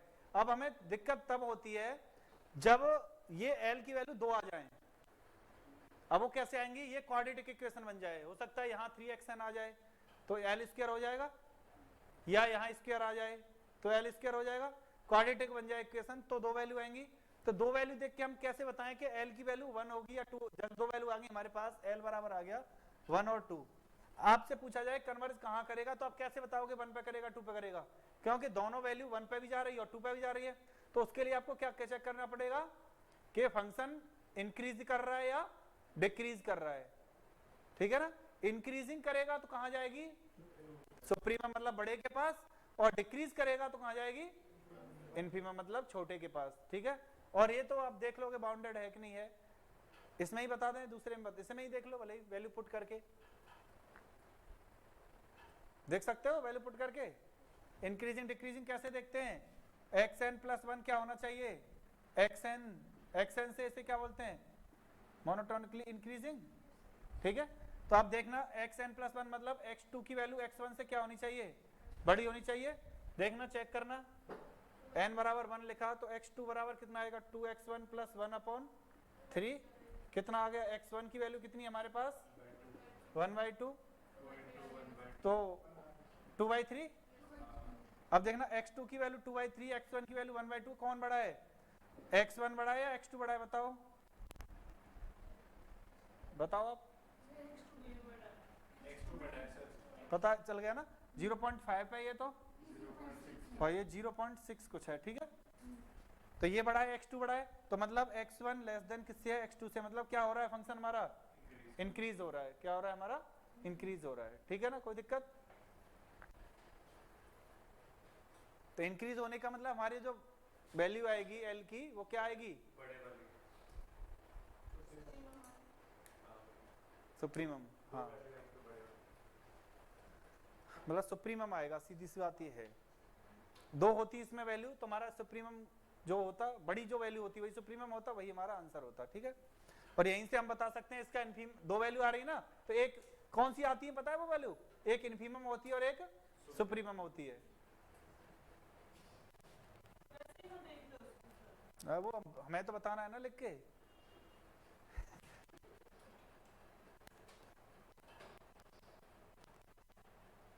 चलो आप एक क्वेश्चन आपको देते हैं ऐसा, दें कि ना दें? चलो देख लो, एक क्वेश्चन ले ही लो। बताएं? ये वाला छोड़ दो।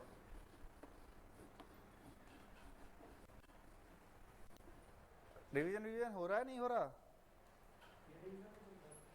है? x1 बराबर है √2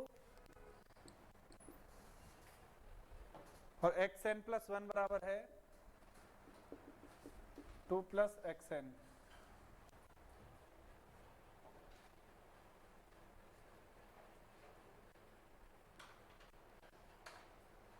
और एक लिख लो, x1 बराबर है 1 और xn प्लस 1 बराबर है √6 प्लस xn। दो क्वेश्चन है ये, किसको कन्वर्ज करेंगे जल्दी से बता दीजिए और फिर देखते हैं आगे। 2 प्लस xn।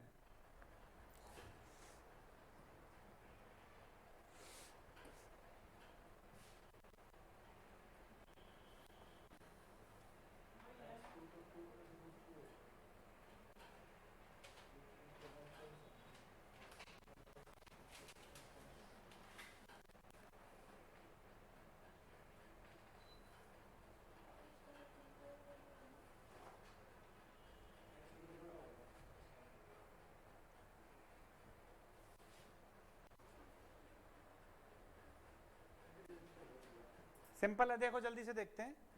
x1 बराबर √2 है, xn प्लस 1 बराबर √2 प्लस xn है, ठीक है।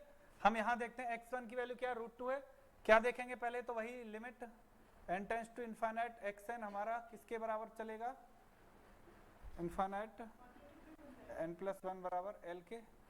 तो l बराबर √2 प्लस l, दोनों साइड का क्या करेंगे, स्क्वायर करेंगे, l स्क्वायर l माइनस 2 बराबर 0। बताना कितनी वैल्यू आ गई, 2 इंटू 1 2 माइनस 1 प्लस 2, ठीक है लिख दें। तो l की वैल्यू क्या आएगी, प्लस 2 आएगी, पक्का बताओ, उल्टा तो नहीं बोल रहे? ठीक है, फंस गए यहाँ दो वैल्यू लाके। अब आप खुद चेक करना, क्या हम ही चेक करें? क्या है, पहली वैल्यू √2 है, दूसरी वैल्यू √2 में प्लस हो रहा है कुछ। सिंपल है कि नहीं? चेक भी नहीं करना, जब तुम कह रहे हो ना चेक ही क्या करना है इसका, तो हम नहीं कर रहे। √2 है, √2 में कुछ हो रहा है, इंक्रीजिंग है। इंक्रीजिंग का मतलब सुप्रीमम, सुप्रीमम मतलब बड़ा, बड़े का मतलब कितने पर, 2 पर पहुंचेगा। ऐसे इसमें बता दो, l square 6 plus l minus 6 बराबर कितना आ गया, 3/2। यही हो गया, कुछ और हुआ देखो।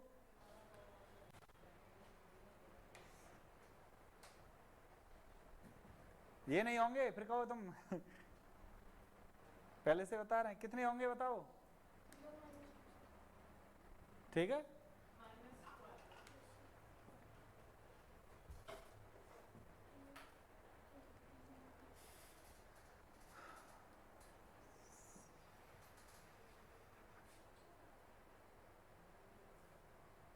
ये भी क्या होगा, इंक्रीजिंग, मतलब l कितनी होगी हमारी, 3।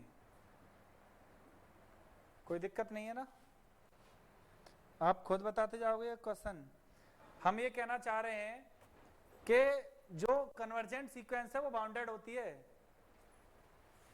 बताओ कोई दिक्कत है किसी को?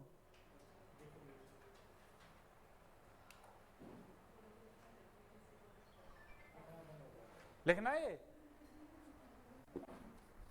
लिखना है तो लिख लो पहला पॉइंट डाल के।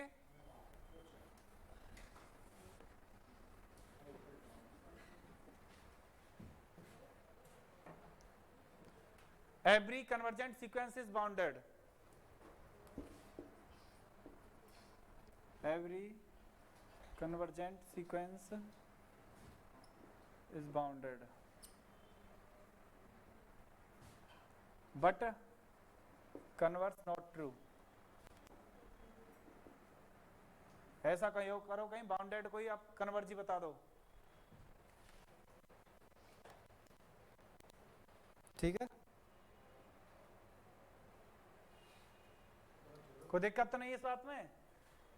प्रत्येक कन्वर्ज है तो बाउंडेड होगी पक्का, अगर बाउंडेड है तो पक्का कन्वर्ज हो, ये नहीं कह सकते। बाउंडेड है उसके बाद क्या चेक करना पड़ेगा?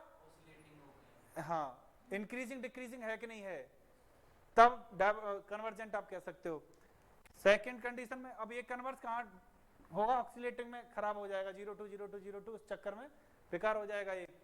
ऐसे ही हम ये कहें कि प्रत्येक कन्वर्जेंट सीक्वेंस जो कन्वर्ज करती है फाइनाइट वैल्यू पर कन्वर्ज करती है, ये तो बता ही दिया है डेफिनेशन में ही, चाहो तो लिख सकते हो। Limit of convergent sequence is unique. Limit of convergent sequence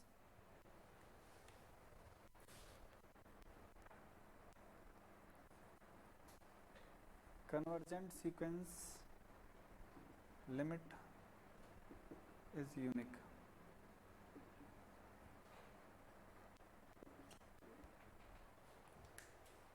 या limit of convergent sequence is unique, ठीक है।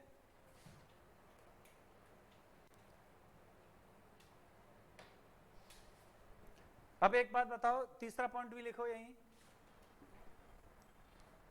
हम ये कहना चाहें कि हमारा ये वाला कन्वर्जेंट है, तो ये भी कन्वर्जेंट होगा, बताओ ये बात।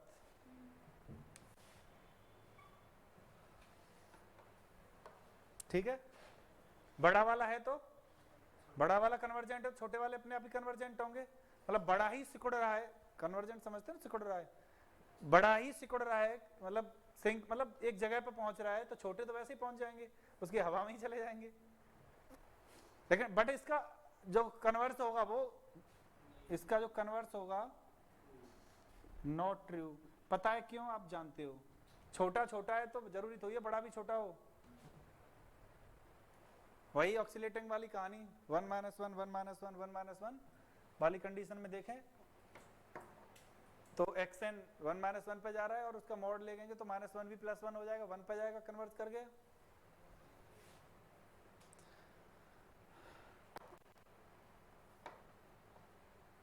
लिख लीजिए अब लिमिट पॉइंट, सब वही आ रहा है कोई नई चीज नहीं है।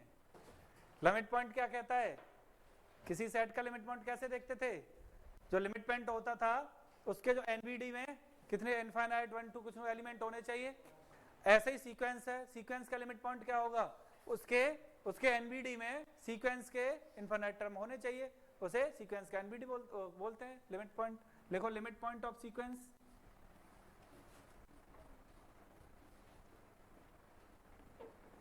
Limit point of sequence.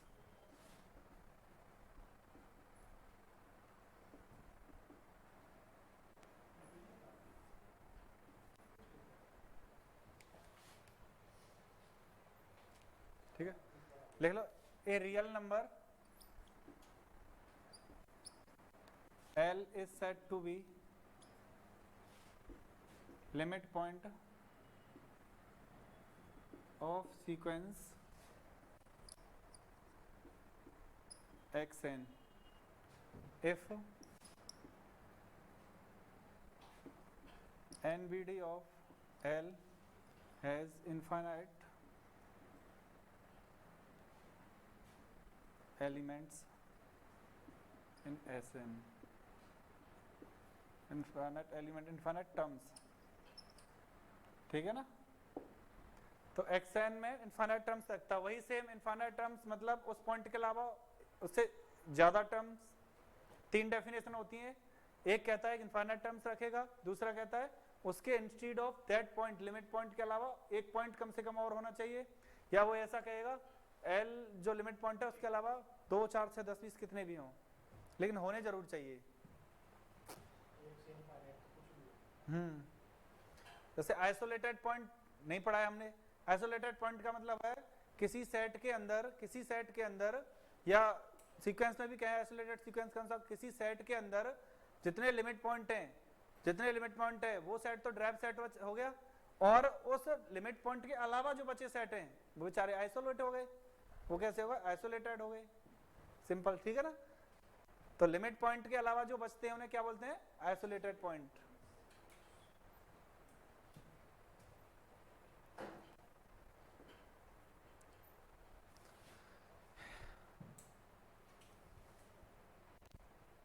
कोई दिक्कत हो यहाँ तक तो बताइए। और अब यहाँ से पहले पॉइंट में लिखो, अब ये हम कहें कि अगर लिमिट पॉइंट यूनिक है, लिमिट पॉइंट क्या है, यूनिक है, यही सीक्वेंस की क्या होगी, लिमिट होगी, यही इसी क्या लिमिट ऑफ सीक्वेंस।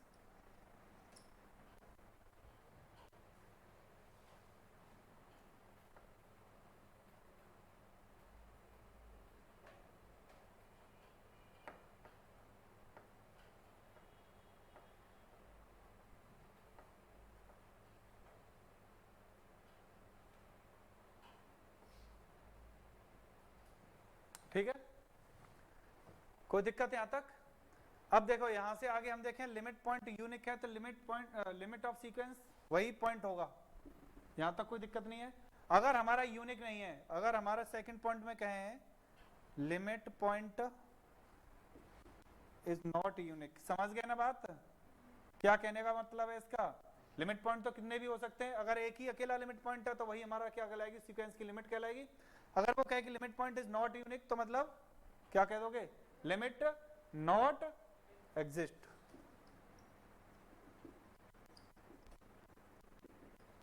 बताओ यहां तक कोई दिक्कत हो तो बताओ।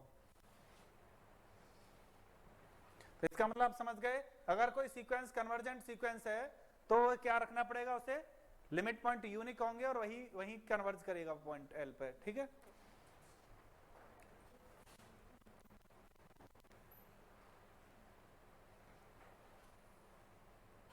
ठीक है। अब यहीं से एक चीज और लिखो, नोट, स्पेशल नोट डाल के लिखो, ये बिल्कुल स्पेशल पॉइंट है, हर जगह काम आएगा और एक क्वेश्चन भी दिया होगा इसका जरूर।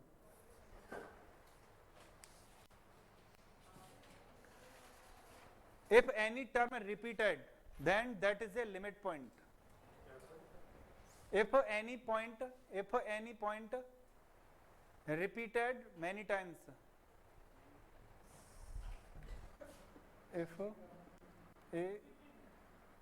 if any term repeated many times, then that point will be limit point। अब आप कहो एनी की बात कर रहे हैं तो मतलब जरूरी नहीं हो एक ही हो, जितने रिपीट होंगे वो सब, जैसे जब तो दोनों लिमिट पॉइंट होंगे 0 2। अब जब बीएससी ये मतलब टॉपिक नहीं पढ़ते हो, सिर्फ लिमिट पढ़ के जाते हो और क्वेश्चन में ये देखते हो ना कि 0 to 0 2 का लिमिट पॉइंट क्या होगा, दोनों सोचते हैं कि 0 होगा या 2 होगा, लिमिट का मतलब लास्ट होता है तो 2 हो जाएगा। हाँ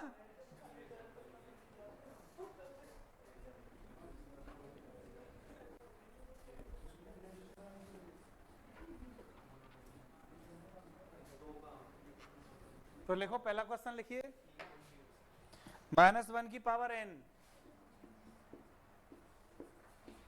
लिमिट पॉइंट बताइए इसके, लिमिट बताइए इसकी। हाँ आई ना बात, नॉट एग्जिस्ट। ठीक है, क्यों, किसकी, लिमिट पॉइंट क्या क्या है हमारे, -1 और 1। और लिमिट पॉइंट निकालना बहुत अच्छे से जानते हो, इस बात की दिक्कत हो तो बताओ। ये इसी बात हम ये कहें आपसे, अगर हमारा एक्शन है इस टाइप का सी, मतलब ऐसे बोलते हैं आपसे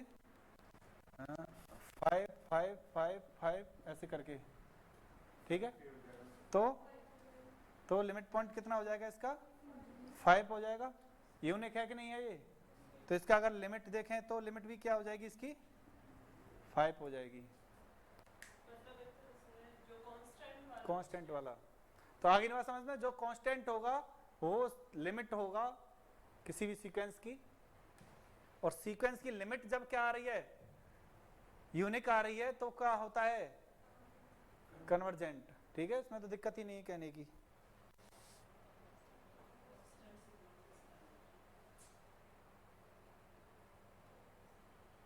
तो जितने क्वेश्चन थे n/n+1 1/n की पावर n सब बता सकते हो, जिसमें लिमिट पॉइंट यूनिक है उसकी लिमिट वही है पॉइंट है, अलग अलग हैं तो वो कन्वर्जेंट नहीं है, उसकी लिमिट एग्जिस्ट नहीं करेगी, ठीक है ना।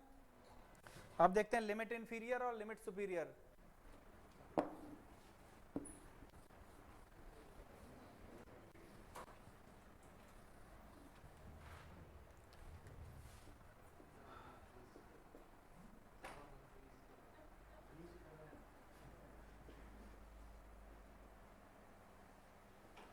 Limit inferior and limit superior.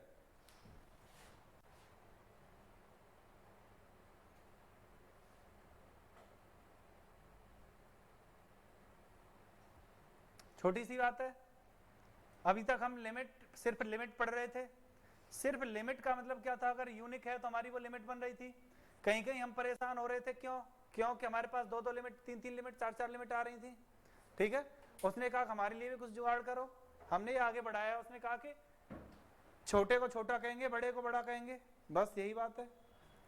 तो हमारा कोई क्या है, एक्सएन सीक्वेंस है। एक्सएन क्या है, सीक्वेंस है। तो इसकी जो लिमिट इंफीरियर होगी, इसे डिनोट करेंगे limit n tends to infinite xn, नीचे ऐसा बार लगा दो xn की, मतलब लिमिट, टोटल लिमिट के, xn के नहीं तो लिमिट के ज्यादा सही है ऐसे। इसका मतलब है नीचे का मतलब लिमिट इंफीरियर, नीचे वाली, मतलब ऐसे लिखो limit n tends to infinite xn, ये लिमिट इंफीरियर होगी limit n tends to infinite xn, ठीक है। इसे कहेंगे लिमिट इंफीरियर। मतलब ऐसे कह सकते हैं, इसका जो इनफाइमम है, मतलब सीधी सी बात है, जो लिमिट पॉइंट होंगे उनमें जो सबसे छोटा होगा उसे हम लिमिट इंफीरियर कहेंगे। उसी को हम बोलते हैं infimum of xn। Limit n tends to infinite पर जो लिमिट आ रही है आपकी, वो कौन सा वाला, इनफाइमम ऑफ xn। इनफाइमम लगा लो ऐसे करके xn, इसी को हम बोलेंगे ये वाली चीज लिमिट इंफीरियर। ये डिनोट करते हैं ऐसे, इसका मतलब लिमिट इंफीरियर होती है। फिर से देख लो, लिमिट इंफीरियर, या इसे ऐसे लिख दें xn में इनफाइमम, xn में इनफाइमम, ठीक है। xn में इनफाइमम को बोलते हैं हम लिमिट इंफीरियर, ठीक है।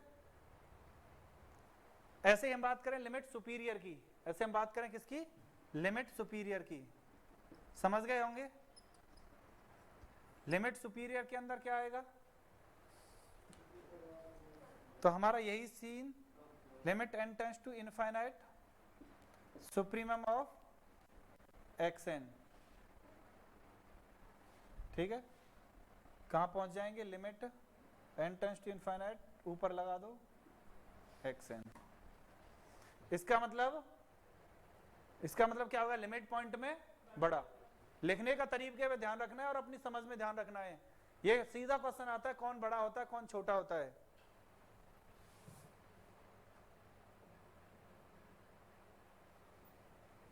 ठीक है, तो हम ऐसे बोल सकते हैं इसे अपनी भाषा में, स्मॉलेस्ट लिमिट पॉइंट, ठीक है, ध्यान रहेगा आपको।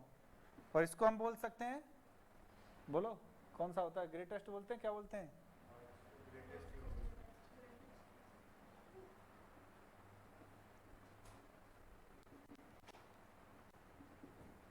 ठीक है। ये स्मॉलेस्ट लिमिट पॉइंट और ये ग्रेटेस्ट लिमिट पॉइंट।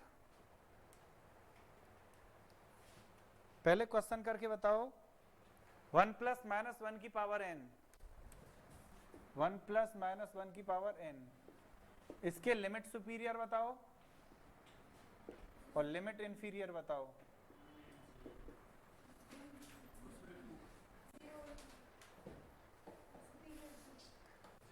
तो लिमिट सुपीरियर कितना हो जाएगा, लिखेंगे ऐसे 2 और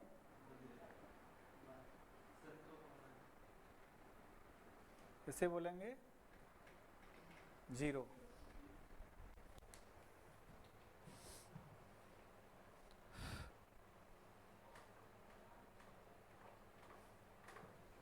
ठीक है,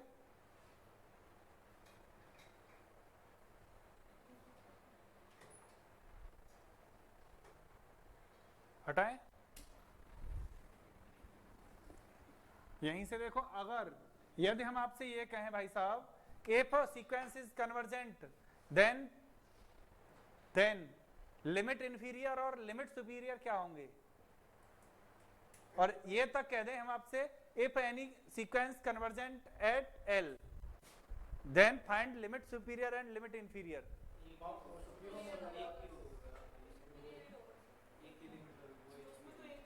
तो आगे ना बात समझ में, यदि ऐसा होता है कि अगर कन्वर्जेंट करता है हमारा सीक्वेंस तो हम समझ जाएंगे कि सिर्फ एक ही लिमिट पॉइंट होगा, उसी को हम क्या कहेंगे, लिमिट सुपीरियर, उसी को हम कहेंगे लिमिट इंफीरियर, ठीक है, इक्वल हो जाएंगे, ठीक है।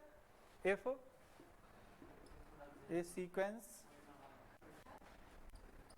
convergent at L then limit n tends to infinite xn equal में limit n tends to infinite xn बराबर L।